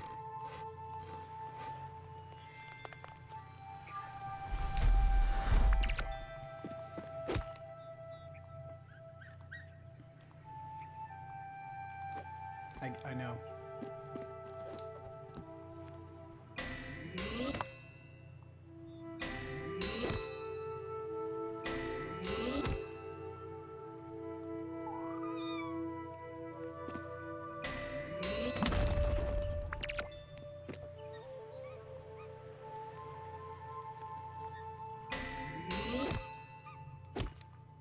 Oops.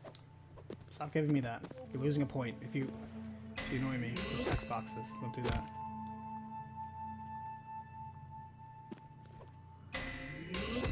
Don't Ghost of Tsushima. Don't Ghost of Tsushima this. Where it's like it shows up a tutorial of something you already know. You just, you know, choose not to do it. Is there any secrets behind this? Nah. Okay.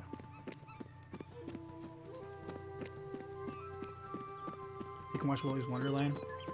I mean, I'm okay with watching schlock B movies, sure. It's got Nick Cage, I'll support it. I'm not paying money for it, though.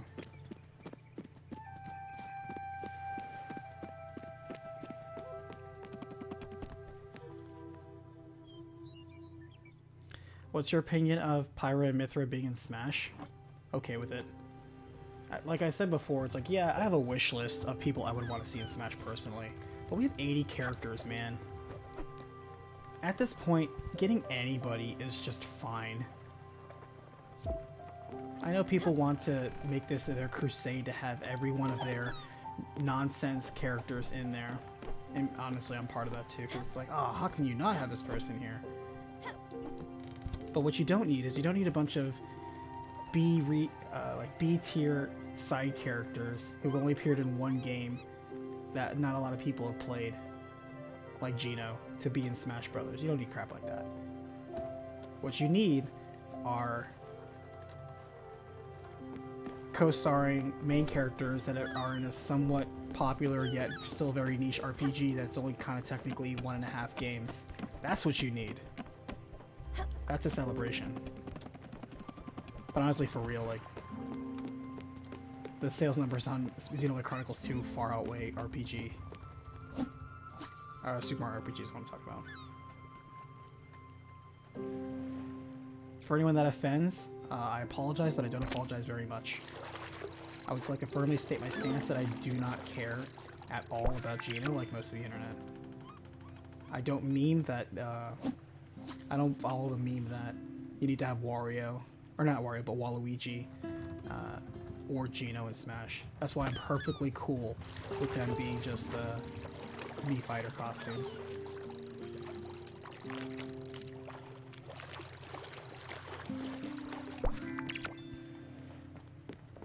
I love when people are like, why there's so many Japanese RPG characters on there. Man, is that crazy Japanese company making games about Japanese characters again? You need to tell them to stop that. You need to tell them to be more open-minded.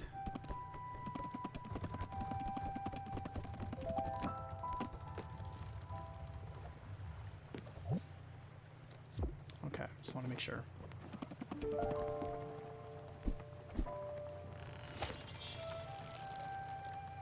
And the fact that they're another switching character, like how Samus used to be, and Zelda/Sheik used to be, I think is great because we don't have anybody like that.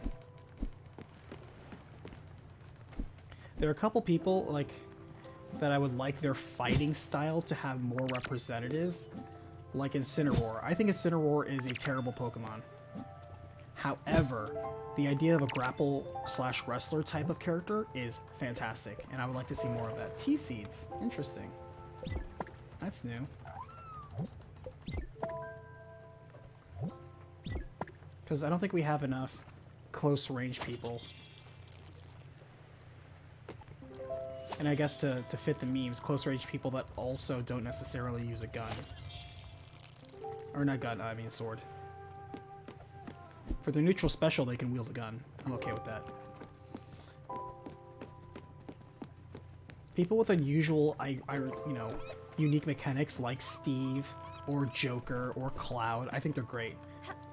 They're not just a moveset, they're also like a specific mechanic. While it's more work for Sakurai, you know, that man doesn't get to rest. He's probably on an IV 24/7 because the entire internet's constantly banging on about characters he has no control over. Because, as he's already said since the beginning, all this stuff has been predetermined for years. And, you know, he's not in control of it. He's just in control of making it happen.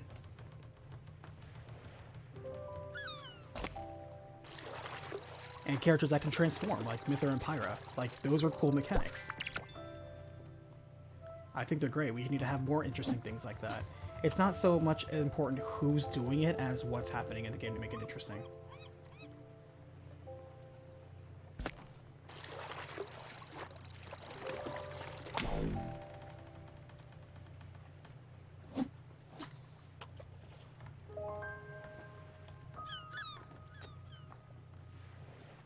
NVIDIA's sending out emails that the 36 will be released tomorrow. Yep, you're not going to get it. That is hacker bait. Fancy Vase. Nice. You know that it's going to be taken out. The scalper bots are rampant. I'm pretty sure scalper bots stole all of the Zelda controllers. Because Target and GameStop were just too silly to say, we're going to have this online only, and it's going to be available at this time. Nope. You done effed up. No, nobody gets to have it.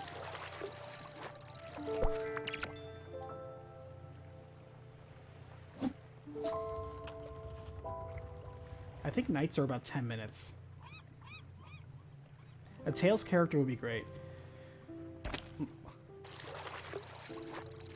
There's one franchise. I want people that represent franchises that were big and or had early installments on Nintendo. I'm a big fan of stuff like that. So that's why, to me, one of the ones I'm impatient for is Mortal Kombat. I would like Mortal Kombat to be represented because Mortal Kombat has always been on the Nintendo system for the most part. At least its origins certainly were. And even if you don't want to go, oh, what about fatalities and finishers? They've done non-rated M for mature stuff. Mortal Kombat has. And you can pick a character like Liu Kang or Raiden to have somebody that's not strictly all about ripping and tearing apart people.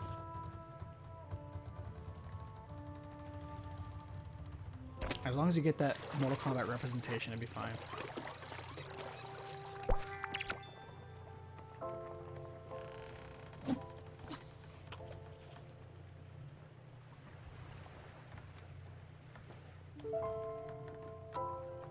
Oh yeah, Fry's is dead. That's another F out there. Today, Fry's died. I missed going to that place.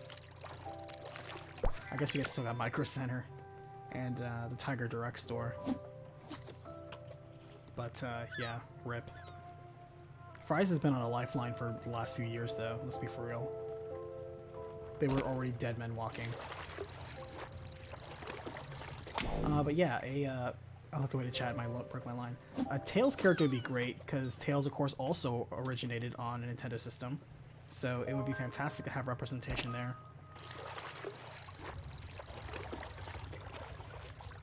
But people, you know what's going to happen. People are going to be like, it's an anime sword character, blah, blah, blah. Let's be for real. You also need somebody that's going to sell amiibos. You know people are going to buy Mithra and Pyra amiibos. You know they're going to buy that stuff.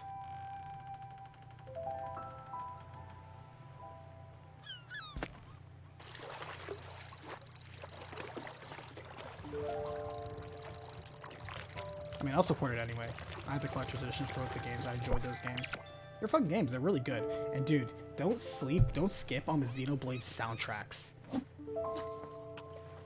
Xenoblade soundtracks are so good. And very diverse. They are very robust, too. They have huge soundtrack listings. This might be a COD. I'm noticing certain fish have certain patterns of resistance.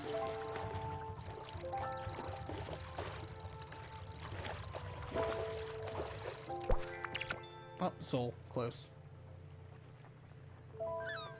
Alright, it's getting close to light.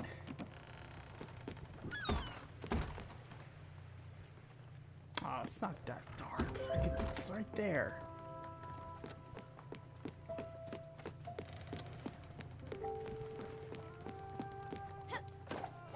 Nice ledge grab.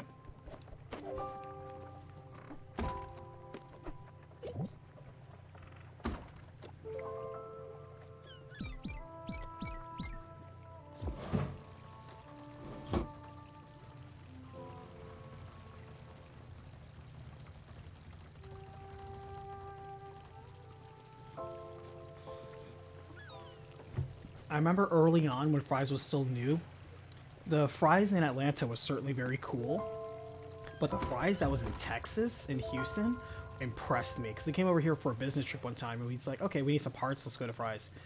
And we went there, we're like, oh my god, this Fry's blows the one in Atlanta out of the water. It is nuts how cool and how big and how exciting it was. It was almost like a theme park inside.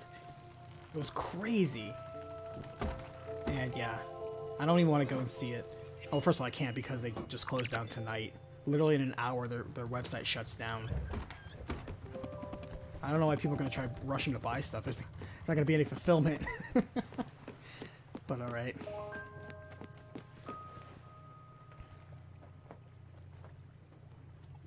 But yeah, it's been like years, probably at least 5 years, unfortunately, where Fry's has just clearly been, you know, bleeding money for some reason. Just not being competitive, and the way that they would try to occupy instead of right-sizing their buildings, they would just try to fill it with a bunch of crap. And it was basically like a glorified dollar store after a while, and it was just terrible, sad. But it is what it is. This sun is taking too long to rise. But Jax, I'm with you. I would like to see a Tails character represented.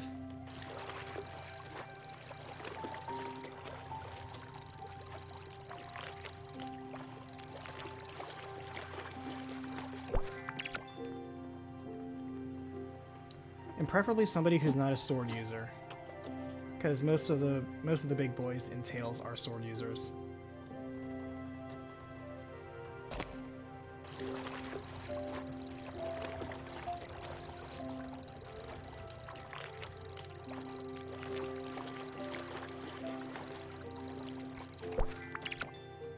Okay.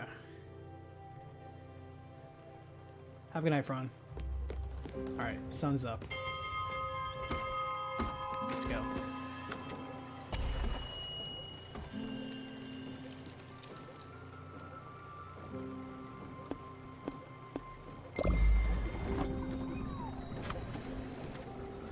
Welcome back, Starshine. But yeah. Pour one out for Anthem, but don't pour out too much, and then pour out some for fries, but, you know, don't pour out too much either.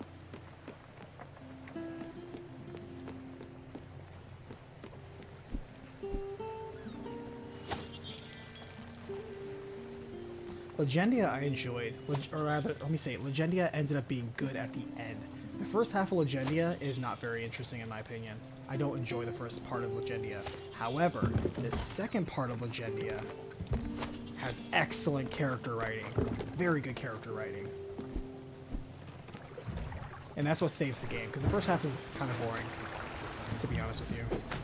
However, I love Senel, who's the main character.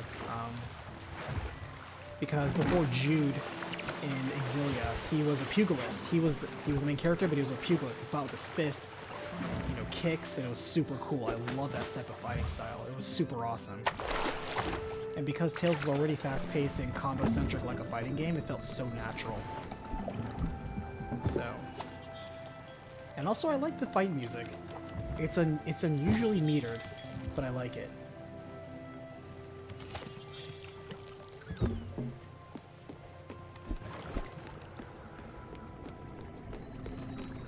Yeah, Fry's Electronics, we had a couple, we still have, I think, well, not anymore, a couple over here in Texas.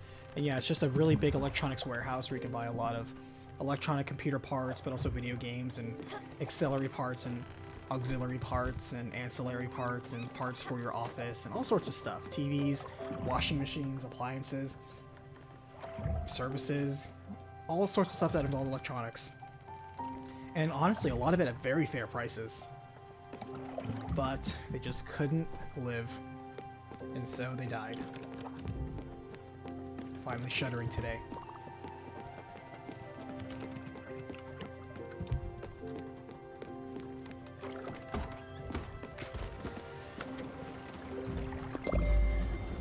Alright, we're gonna speed things up and start hitting up some islands, because I want to get to the very top part and move the story forward. We need to start making some people happy so they're ready to die.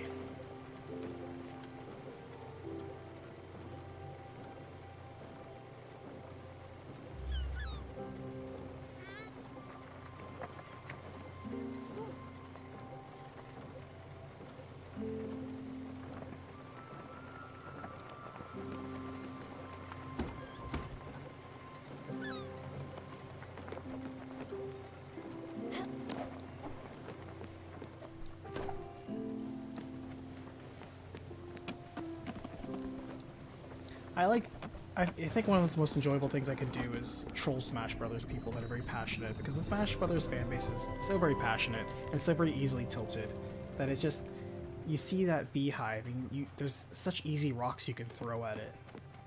That's why it's fun to be when people are just like, I want Goku. It's like, you do know that it's a celebration of video game characters. Well, he was in video games. No, you misunderstand. Not anime people or manga people who happen to be in a video game. People that actually originated in video games.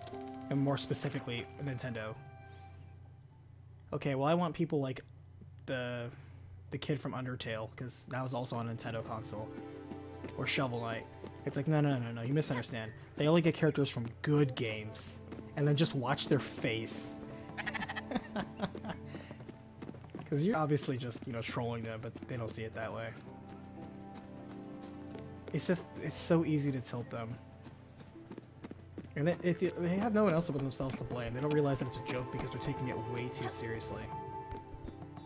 Oh, treasure in there. Ah, but it's locked. Ooh, you are a person that could be my crew. You look like a bear.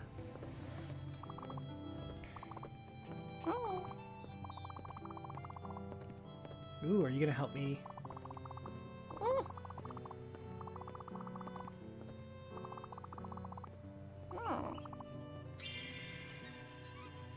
Alright, so this is gonna be our rancher. What does that say? Ooh. Interesting.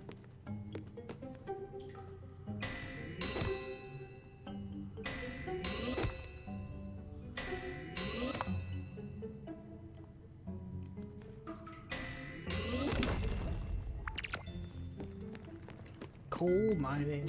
This is kind of a maze. This is dangerous for me because I get lost incredibly easily. So we could end up being here until we die.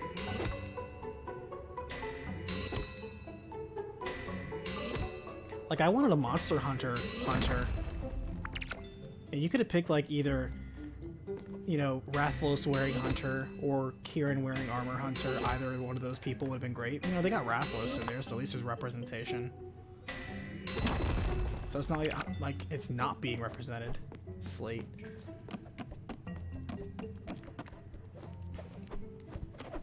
Why should be a horribly terrifying monster in here? Ooh, apples.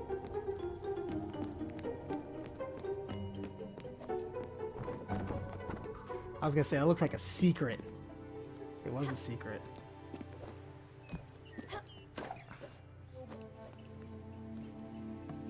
Huh.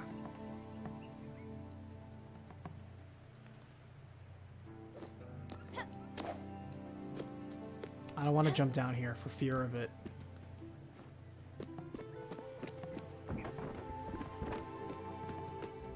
That was cool. Whoa. Whoa, that is super cool. I was just trying to jump over the gap and it ended up being something else. That is unexpected and cool. This game, finding ways to surprise. Oh gosh, there are hidden parts everywhere.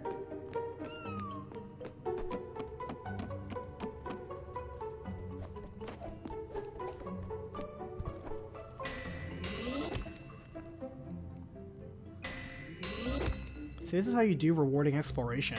Like, this environment is just satisfying as is, but oh, what's this? You accidentally treaded on off the path? Well, lucky for you. There's a secret here for you. Have some treasure. This game is so insufferably pleasant. Actually, there's kind of a clue because there's wires going up into the ceiling, now that I look at it closer. So there is some subtle context.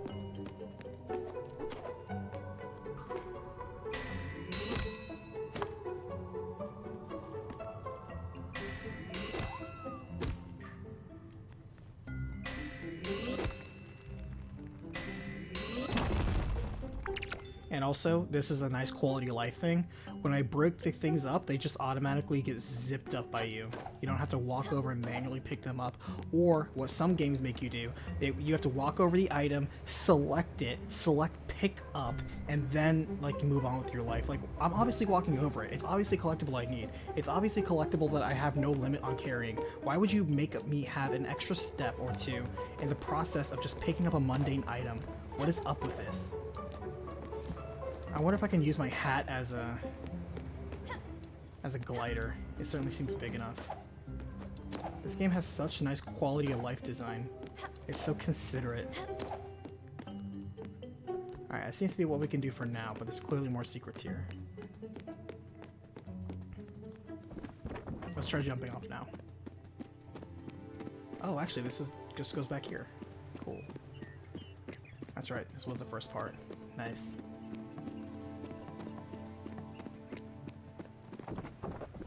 Gotta grant a leap of faith, jump to a chest. Okay, cool. See, that's the kind of stuff that I appreciate heads up on. I don't want story spoilers, but like stuff like, hey, this is a hidden treasure chest, I'm okay with. Now how do I get back there?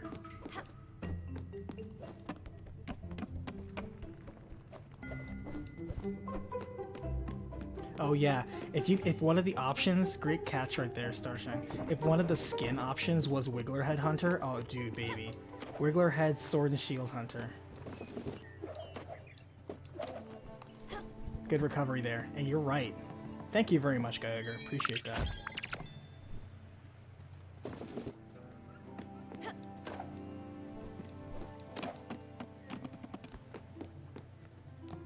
Alright, we have to feed the sheep. What do you want, sheep?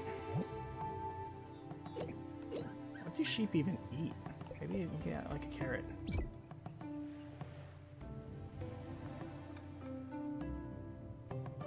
Hey, did you like it? I don't know if you want popcorn. Give you this rat turnip, maybe?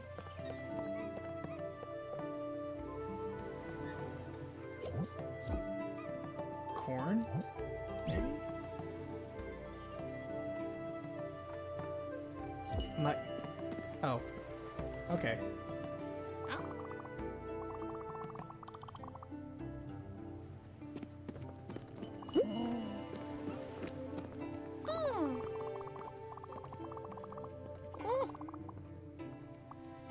Honestly, the path to my heart is also through my stomach.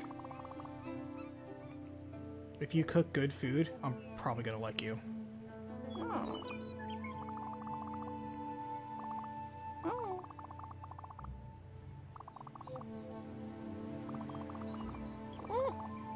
What's up, Alice? Join my crew. I'm gonna become king of the Death Reapers.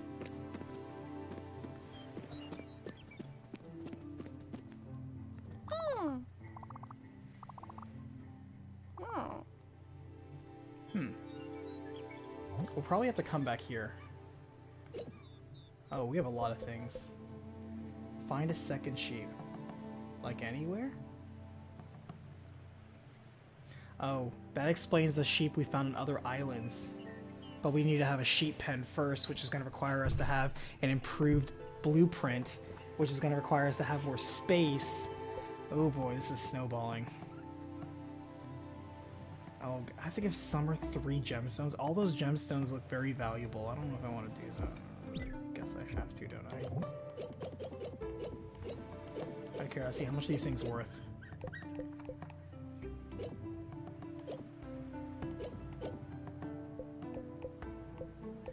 I want to give you my opal or my amethyst.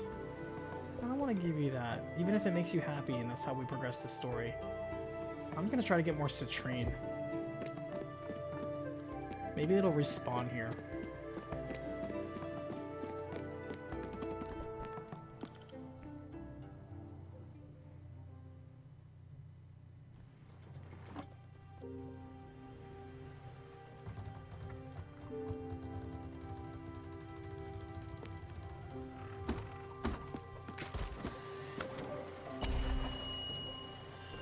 If I recall though, I believe that some of the islands that said they have a sheep say they have a sheep. Yeah, like right there, it says it has a sheep, which is cool, but I don't have a sheep pen yet, so. Alright. Let's start heading up, get some story going. Any plans to recap the games from Project Rainmaker aside from Xenoblade? So that would be the last story in Pandora's Tower. I remember Project Rainmaker. I was one of the people that actively, even though I was like, and I still do believe it. It's like, okay, petitions and signatures don't mean jack, but I'll still sign this anyway because I believe in it. And so I definitely was an active part of Project Rainmaker. I did my duty.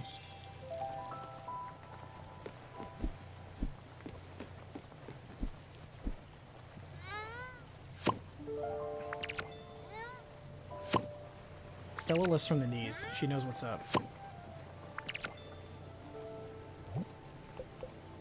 Ooh, we got some new crops here.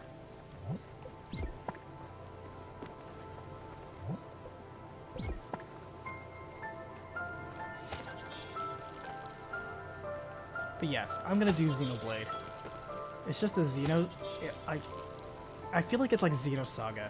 Although, actually, in this case, it's not the case, because you can play the 3 Xenoblade games independent of each other. With Xenosaga games, like, once I churned out the second one, I had to go into the third one immediately. There are phases to the moon. That's cool. I wondered if that... Okay, that was weird. I don't think you go from a new moon to a full moon like that. You kind of skipped a few phases. But I can't argue that there's a transition, I guess. That was weird.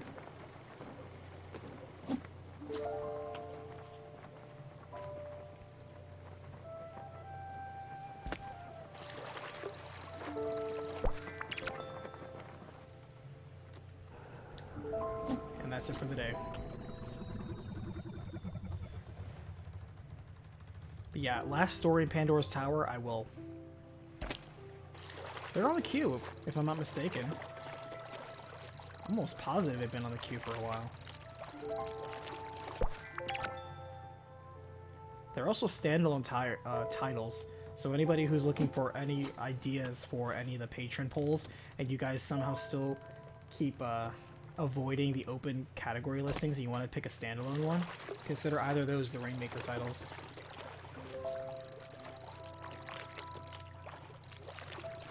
Or stuff from Mistwalker.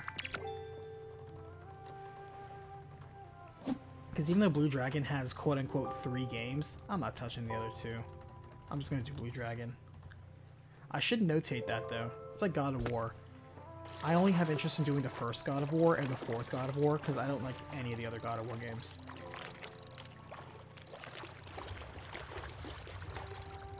I've already said that, so it shouldn't be a shock to anybody.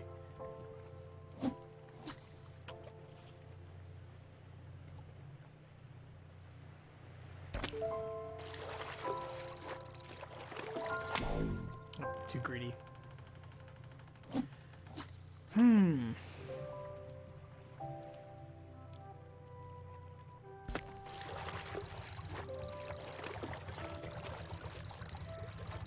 It's interesting that, for the polls, speaking of the polls, how Persona 2 came from, like, being moderately voted on to being heavily voted on and ended up winning. That's crazy to me. But it also makes me feel bad because I wanted to do Nocturne for Megaten 3 Nocturne. I wanted to do that before I did another Persona. I wanted to keep switching off between them. Like, do a Shin Megami and then do a Persona. But, you know, hey, the polls are the polls. That's the numbers. Unless I really wanted to go all out next month and do both Nocturne and Persona 2.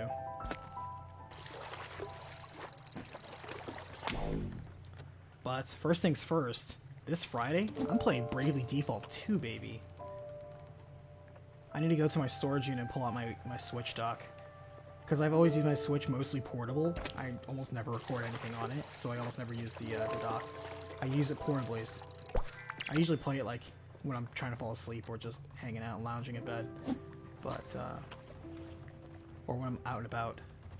But yeah, I don't really use it on my TV. There's already enough stuff connected to my TV.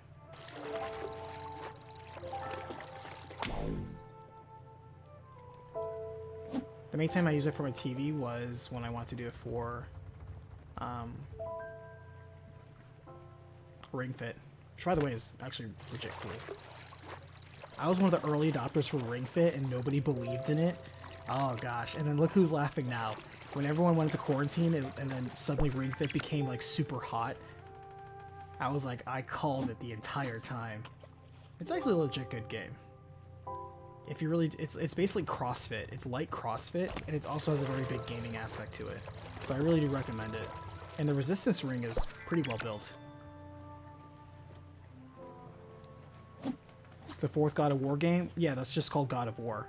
I'm not talking about the portable ones. Like God of War, which is just called God of War 2018, that's the 4th God of War game.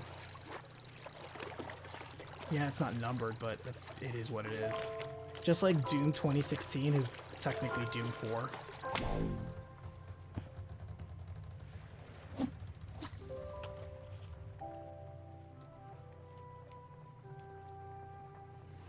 Howard, thanks for the question, by the way. Thanks for joining in chat. Always had a question. When it comes to Final Fantasy 15, why did you recap the original ending over the Royal Edition?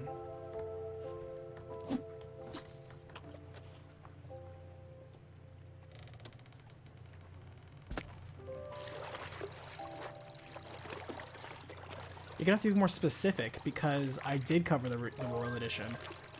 Now, if you're asking why didn't I show the endings where, like in the final battles, where each of them had their own little mini-boss battle and all that, then two reasons. Number one, I cut off those battles because A, they had literally no bearing. They were cool moments for coolness, but they didn't serve any purpose when it came to the length of that. I had to cut that thing down to under an hour. It was getting too long, and so unnecessary scenes that are there just for cool, nah, you gotta get out. It's like, we already know the guys were good. Second, it is confirmed in an interview where it was ambiguous, because a lot of people were like, wait, did everybody die? You know, not just Noctis, but everyone? Did all the boys die? And he said, no, the boys didn't die.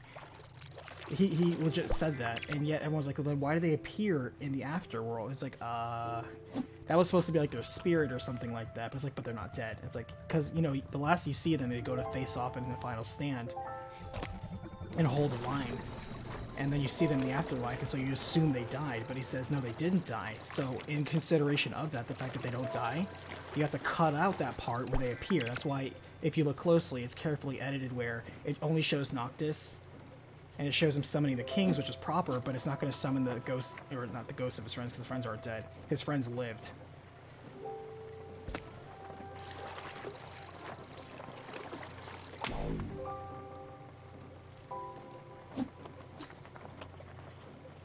If your question is also related to, like, say, the book is not canon. All the people who want the book to be canon are people that just want nice, happy Disney/Harry Potter endings where everybody lives, everybody has children and is happy, and everybody lives happily ever after. And that is not what that game was about. If that's what you wanted in the end, you missed a lot of the theming of that game. And also, it's not canon. So I am perfectly cool with it.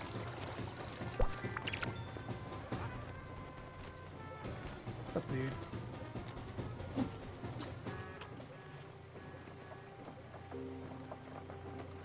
But was that what you were referencing, Howard? I'm not sure if I answered your question. The original ending is also what fit the mood and the theming of the entire game as well, which is the inevitability of fate and the price that fate has to be fulfilled. It doesn't matter, you don't get to rebel against quote-unquote fate. They did that in 13. And when this game was still, I guess, being considered for Versus 13, 13 followed where you can rebel against your fate even though it makes no sense and breaks everything else. And 15's about, no matter what you do, you are going to be a prisoner to fate and it's out of your control to deal with it. And a lot of people don't deal with that very well.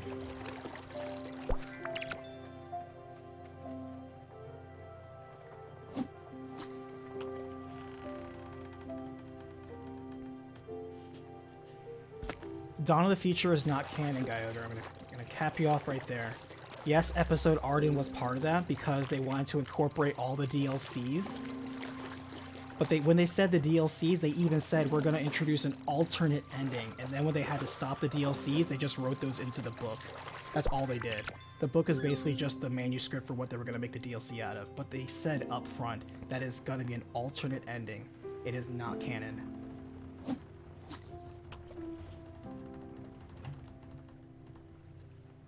But yeah, Howard. Never knew that, just assumed the boys died. Yeah, a lot of us did. I thought that too. So when I saw later that the director said, no, actually they're alive, I was like, wait, really? So it just goes to show, unless you know you have the body confirmation there, don't count anybody out. And when you stop and think about it, that really does make the most sense. That only Noctis, only Arden would die.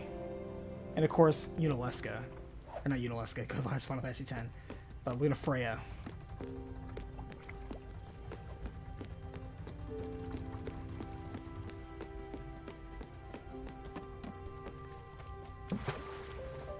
If I had time, I would have liked to included the cool showcases of the boys fighting the old kings, but, you know, it is what it is.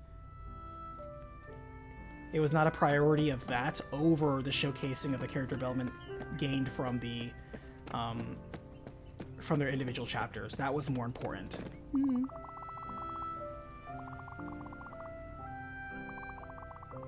I see that chest up there.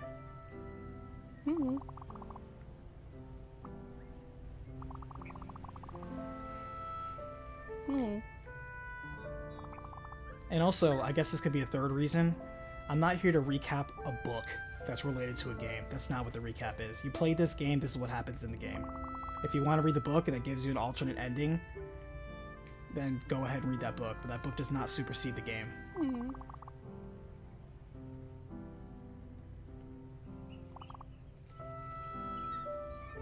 You also read a quote being said that there's no such thing as a complete Final Fantasy game. I'll do you one better. There's a famous quote that there's no such thing as art ever being done. Art's never finished. That's a saying. Art is never finished.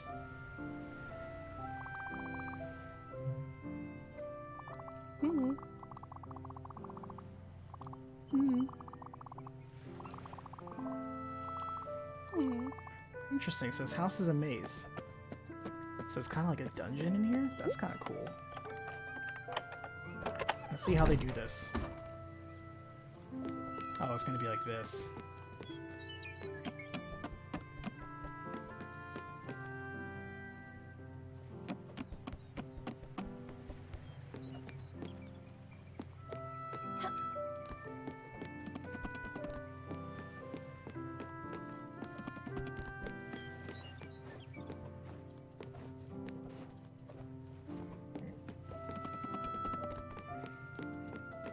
Pretty sure that entire side was a dead end.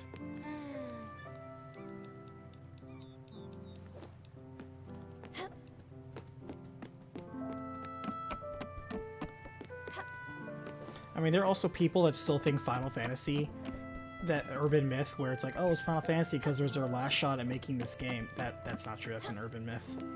That was never true.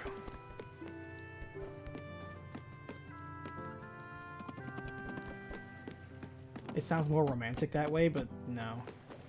The real reason was just they couldn't get that internationally trademarked, so they had to go with their Plan B name.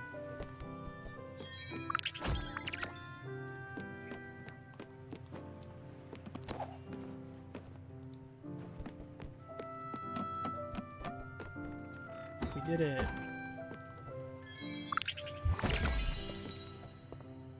Oh, maybe now she can make a... Now that we have the loom upgrade, she can make the fabric sheets or whatever.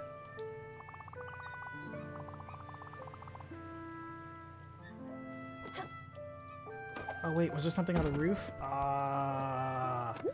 Also, is there something down beneath?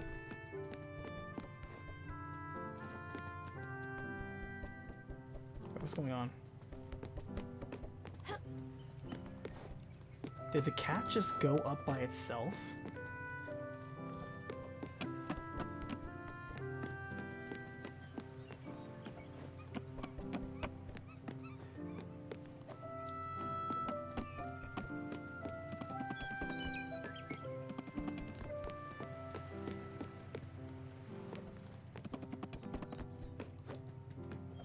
Because that looks like something we could go down on, you know? That little gap down there looks like a secret. Oh, actually, it's probably that ladder right there.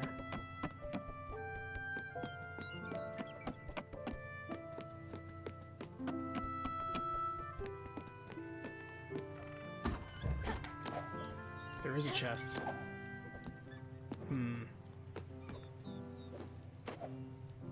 We might need that weird triple jump later. Or something.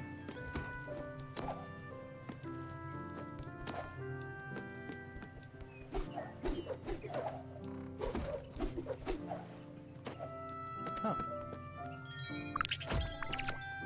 Cool.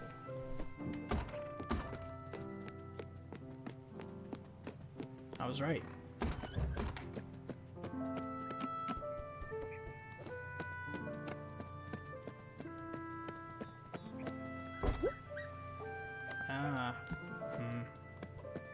Secrets and secrets.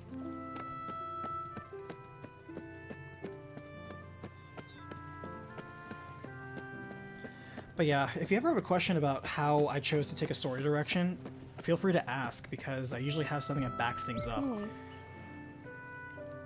For example, with Persona, I chose to do both routes. A, because both routes are pretty substantial, and B, because I chose to follow the way that the manga did it. Same thing for the name. Like, Naoya is not his official name. He's just Kid with Earring. But in the manga, he has a name. And I'll probably use the manga. I've used the manga as a reference for a couple other ones. I'll probably use it for Persona. Because I know there's Akira versus Ren as the name. I'll probably do Ren, because that's what the manga says, if I'm not mistaken. So, I don't know, we'll see. Until they make it more official.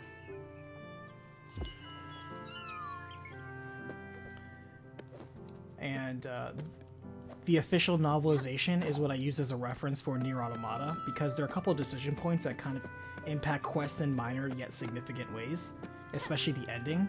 And since it was the official novelization of the game, I chose to, follow that and use that as a direction, which is why in that one, A2 chose to delete Pascal's memory, which actually is what I would have done anyway.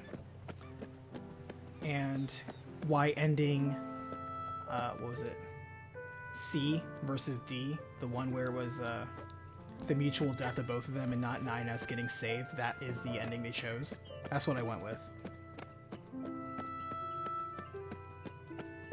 But oh boy, I love it when people watch a recap and they're like, hey, you forgot to do something, just because they don't see it on there and that's not the choice I went with. They just assume that I either don't know about it or just completely forgot about it, quote unquote. So they presume that I forgot about it just because I didn't talk about it, and they just miss the entire point of editing. It's like, no, I edited because it either wasn't important, or B, that isn't the route that needs to go forward on. Alright, let's give her some more coffee.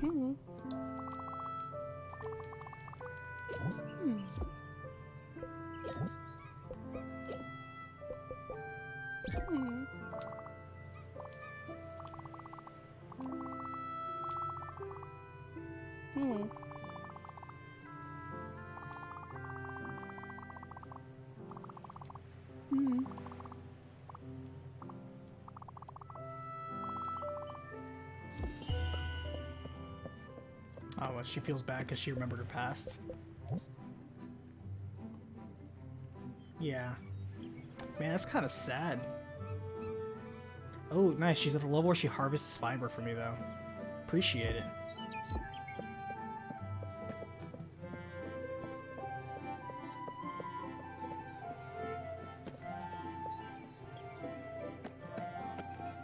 Jax Ren is the name they use in their dancing games. Well, if that's what they use, then that's what I'm going to use. I guess I got lucky because I didn't play the dancing games.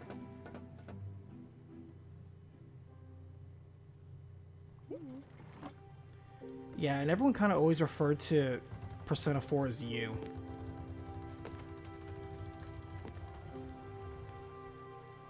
And to be honest, yeah, I think it was the arena games. Because I think the arena games came out way before the anime did. I think the anime came super late. But either way, people arguing about anime protagonist names, man, if that's the worst thing that happens in your life, you have a good life.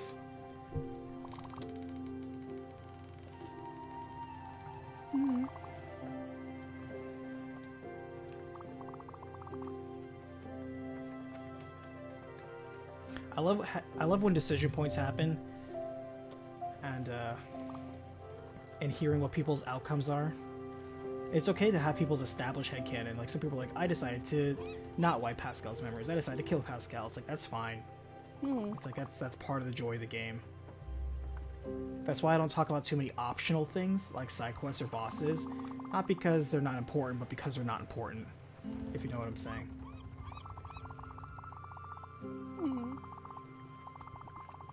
It's funny she's teaching me about upgrading now when I've already upgraded something. I guess that's sequencing for you.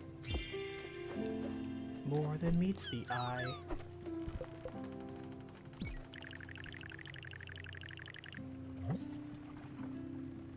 Got everything I need here.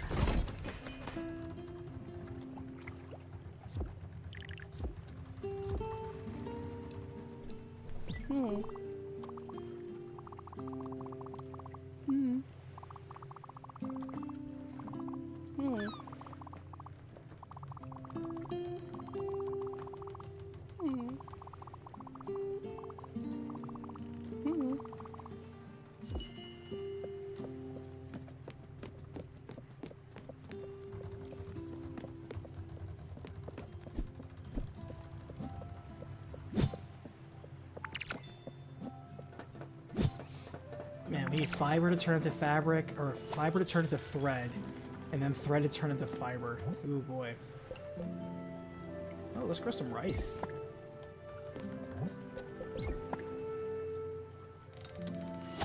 I don't think this is an environment to grow rice in, but hey, it's a magical boat. You can make do. Are there any games this year that you won't make recaps over what you're looking forward to?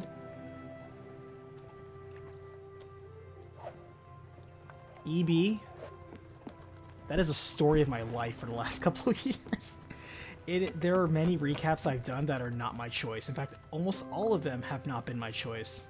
Many times I have been at the mercy of either popularity votes or patron polling, and it's not about what I choose. I am playing games and making recaps for games that I either A, have never discovered myself, or B, never had an enthusiasm for, but I still always give my best effort and best attitude forward.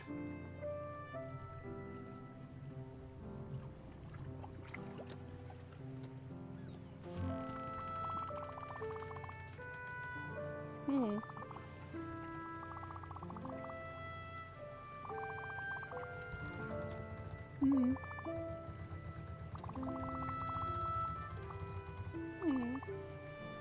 wow, talk about how her father's death affected her. It's getting deep.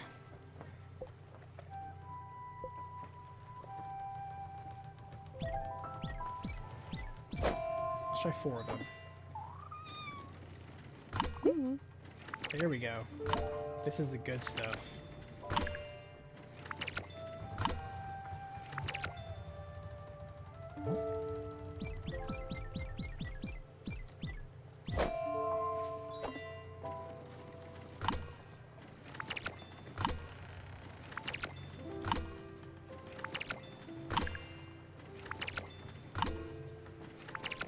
Every now and then, we get a recap that's something that I either A, have already played, or B, I already liked. Every now and then, I get a treat for myself.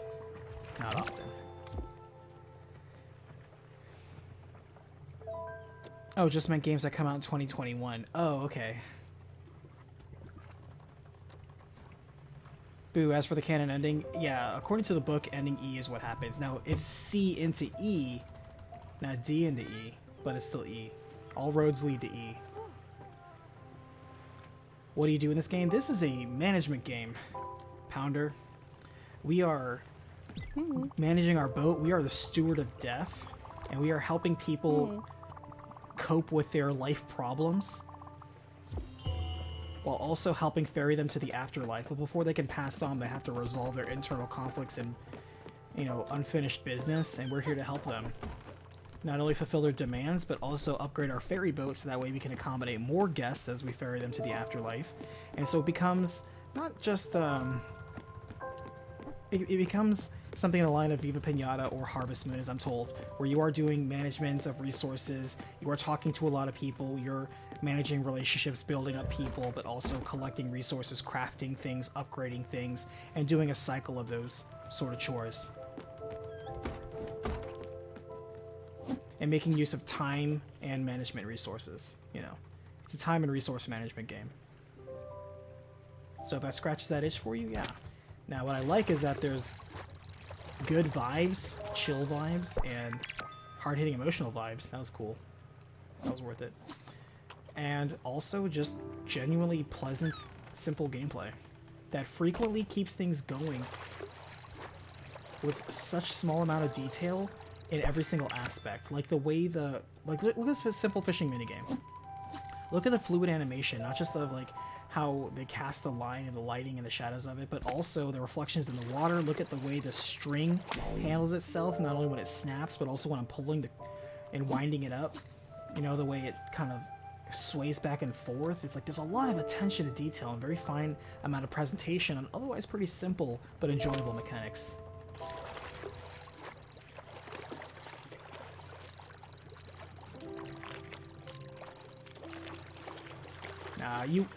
Harvest Moon's Valkyrie profile? Nah, Valkyrie doesn't give a crap about your internal struggles unless it's going to give you upgraded weapons or attacks. You're coming here as an Einherjar, whether you like it or not. Deal with it. That was way more effort for a shrimp.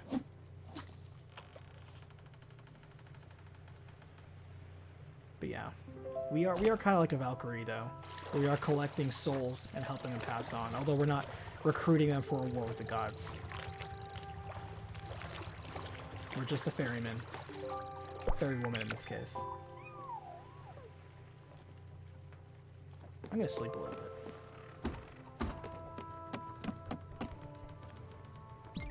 I was gonna say, man, how much time has passed? Did we get to take a break? It's already almost the end. Oh boy.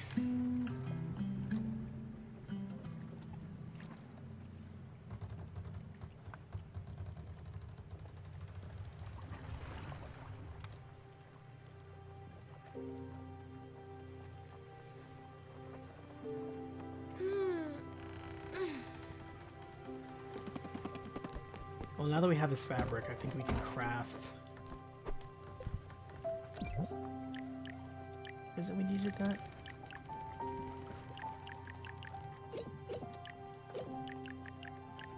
It was his house, yeah. But we need maple now.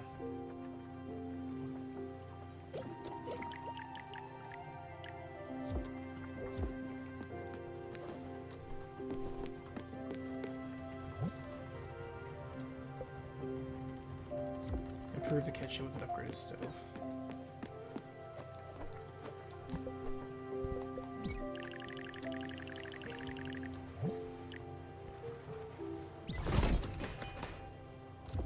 Cool. Find a second sheep, but we need a thing for that. I'm gonna give her like citrines. The moment we find a third citrine, I'll give it to her. I'm not giving her stuff that's worth 2,700 glim. Crazy? Yeah, aren't you gonna harvest lumber for me? A tool? Oh, that's right. I'll ring the bell and wake everyone up.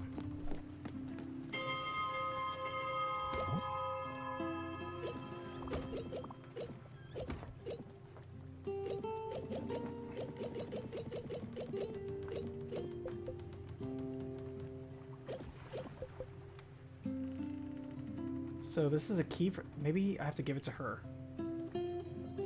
Wait, who needs a ceramic figurine? Was this a gift to us? I'm trying to remember.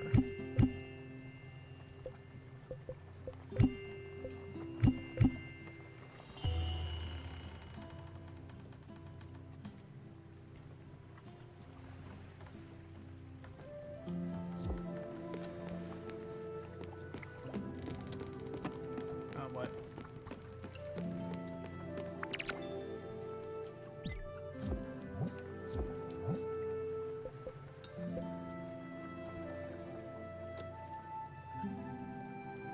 Running a promotion for our food delivery service. Wow. I got Uber Eats out here.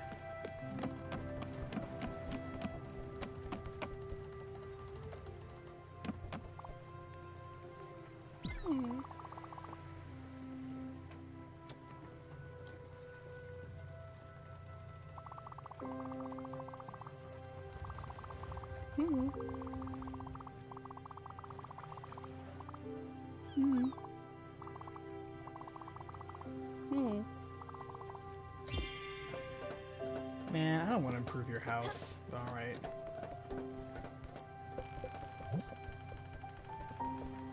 Everybody's so hungry. Also, we need to figure out what she likes to eat. Do you like grilled fish? Oh, that's right. She doesn't eat. That's right.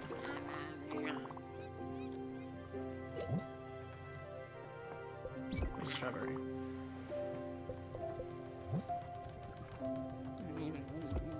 Alright.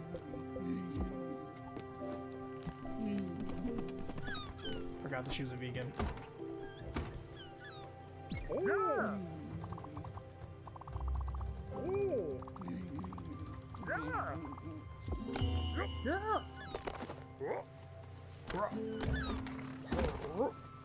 Now we can cook two.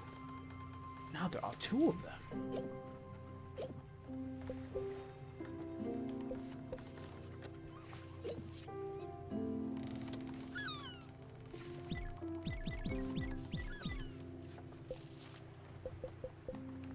Oh wait, so I guess we can combine them. Maybe? And they're gonna create something? Or is it cooking two separate meals? I guess we'll find out.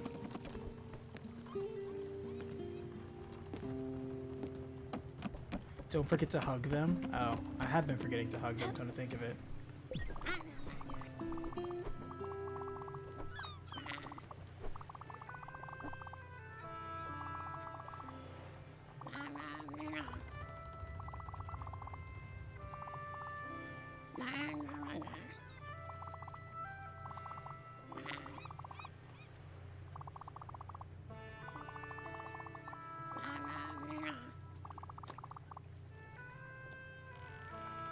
This is such a satire.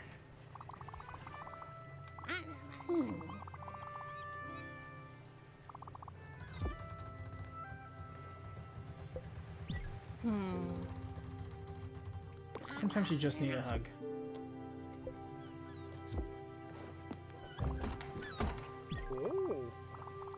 Oh, okay, well, he's not in the mood for hugs.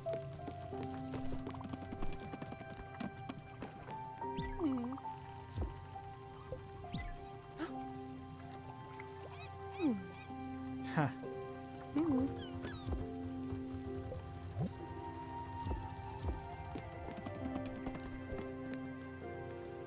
Okay.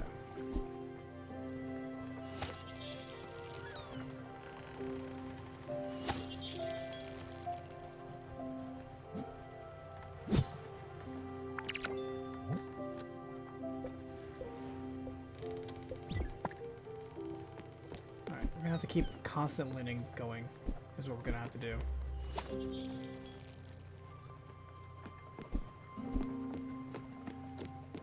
Alright, what can we do before we call it a night?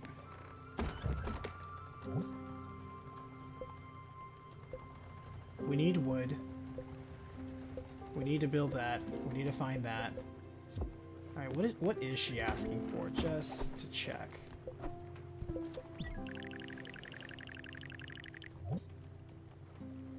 Okay, I can spare that.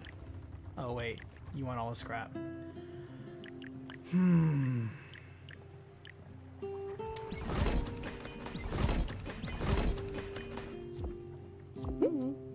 happy yet?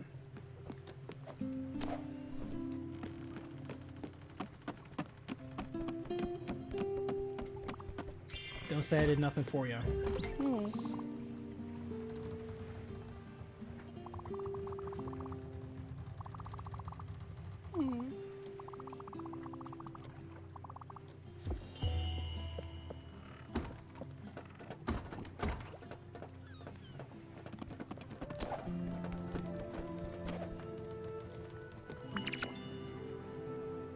Protest flyer.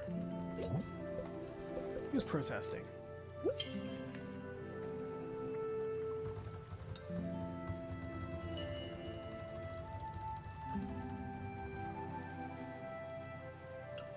Huh.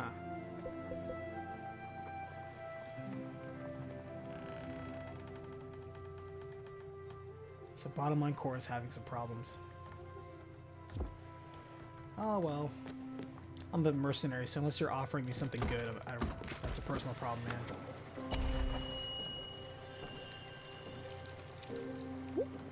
Okay, so I'm guessing the blue outline is the actual limit until we can expand things. So our ocean is actually limited. Oh, what's this? I guess we'll find out when we get there, but before we do that, we should probably hit up the salvage first.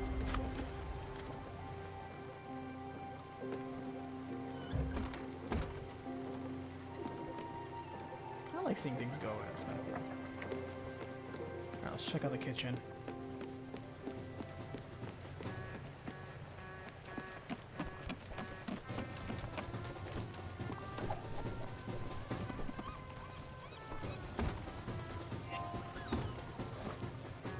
Yeah, trust me, I'm jealous of so many other...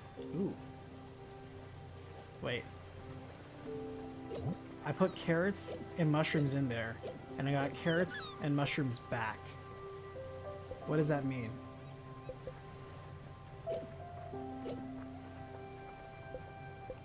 I don't understand.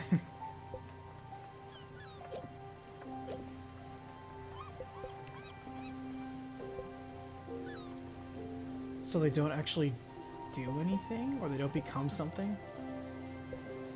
Or do we have to combine it in a certain way?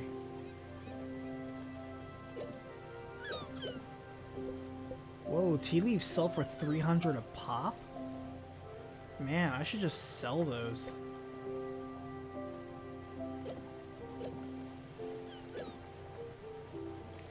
It's like the chilies in Viva Pinata. If you just grow chilies, I think they like you buy like for like 50 coins, and then they sell for like 600 if you get them right. It was a great way to turn around a profit. Oh, the timer was still ticking down? Oh, okay. I wasn't paying attention.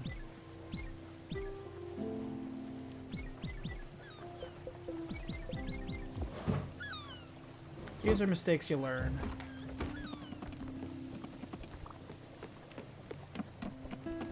That's why it's helpful to have, you know, a dozen eyes looking at you and telling you stuff that you miss. Because when it's just your set of eyes, you miss stuff all the time, but when you have a dozen extra pair of eyes looking on over your shoulder, it's a little helpful sometimes.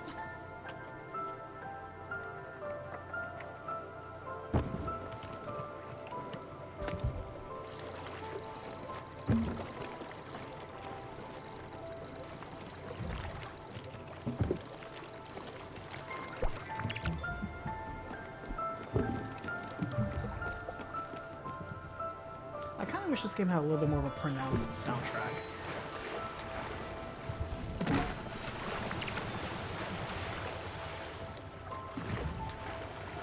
Get an oak log out of that at least. Like, the music's okay.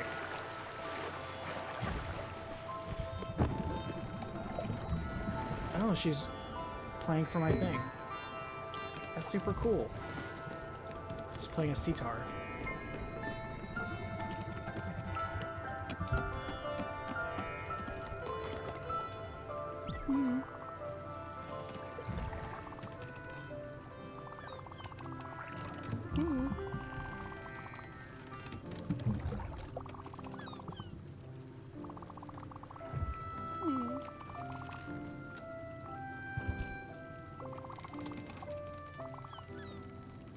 Douchebags.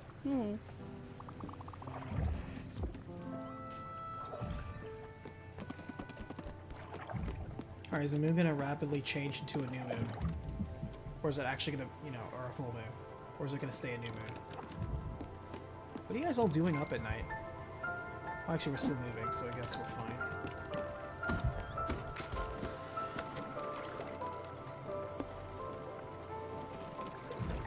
Oh, there's a lot of chests hidden here.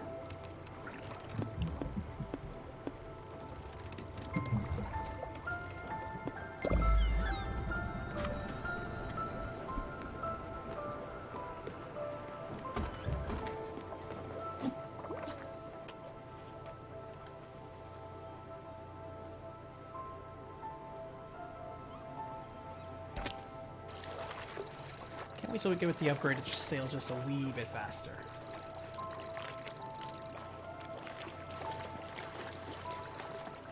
Whoa, that transition.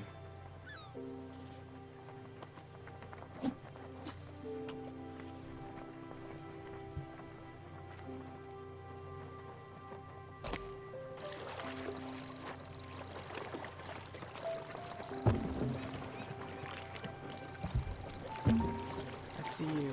I just want to pull this in real fast. This probably could be a cod.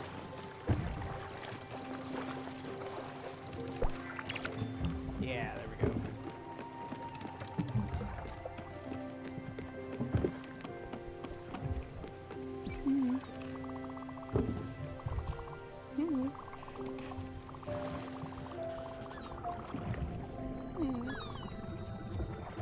Oh, is she just gonna leave?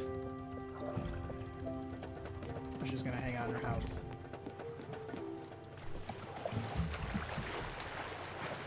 I was like, I don't know where you're gonna go. It's not the biggest boat. Nice treasure.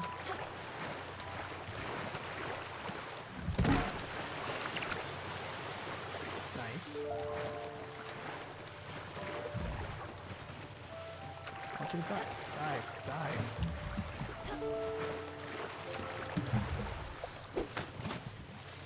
A little bit oversensitive there. All that for some coal.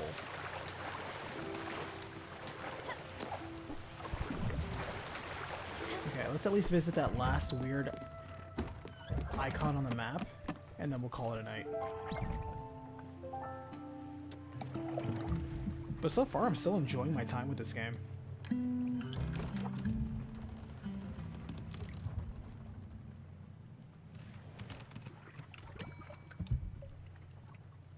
There's the ting. It's a very soft ting on my end.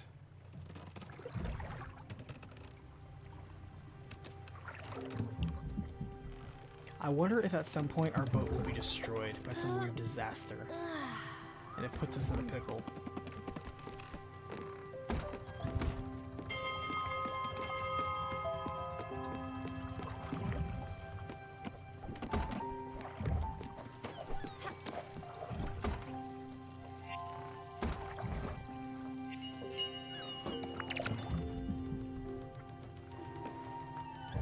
Okay. So I wonder if the mushroom and the carrot, because our two root vegetables, produce the mushroom salad. If we are now combining to make meals. That might be the case.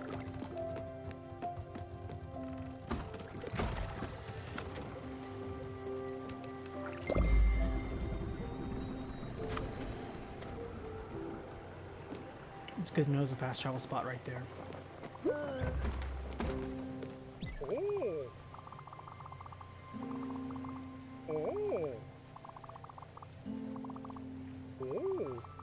Pork chops.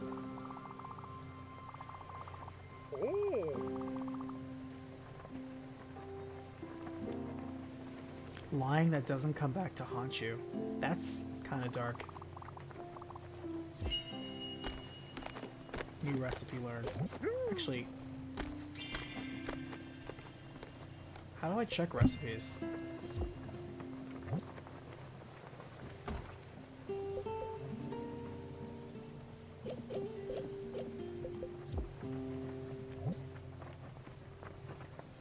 Whoa. That sudden transition again.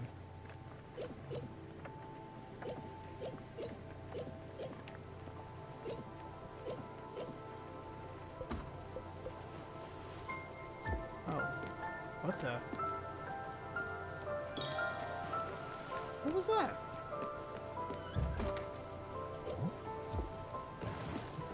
What the? What was that?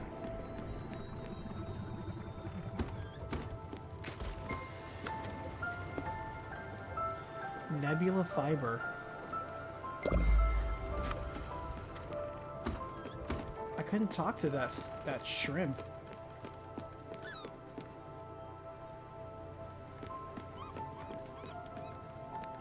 How do I get nebula fiber?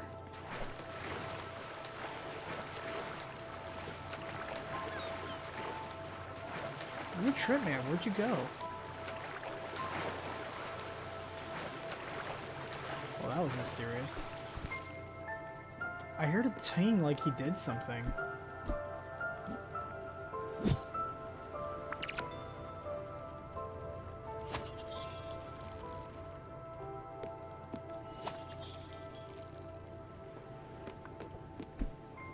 That was perplexing.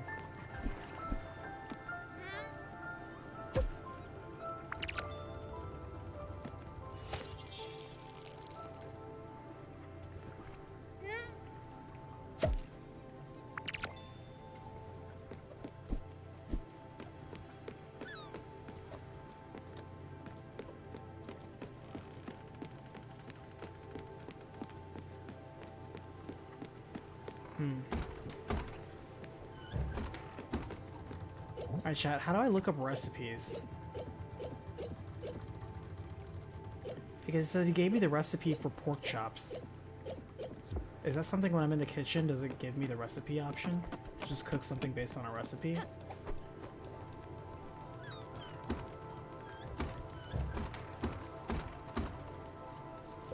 Oh yeah, there is a recipe there. Okay.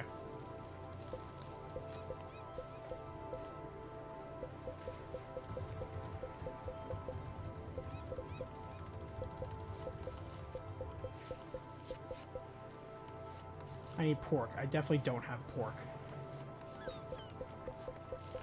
What the hell do I get? There's a lot of recipes in this game. Damn. Alright.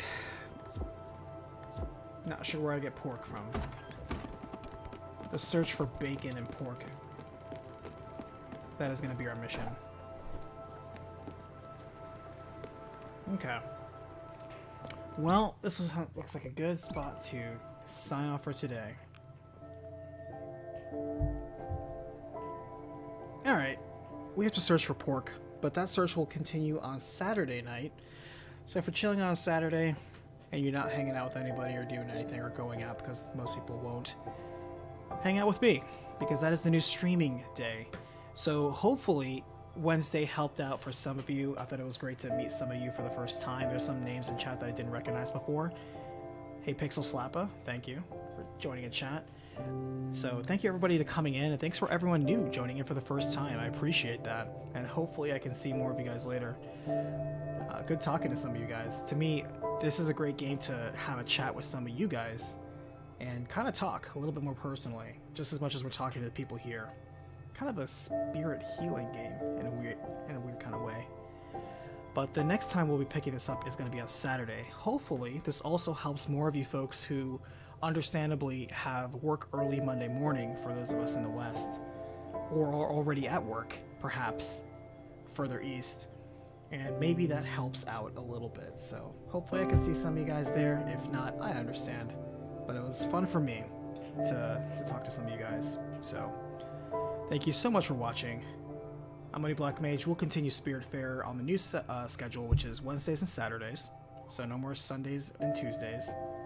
But yeah. I'll see you guys on the next battlefield.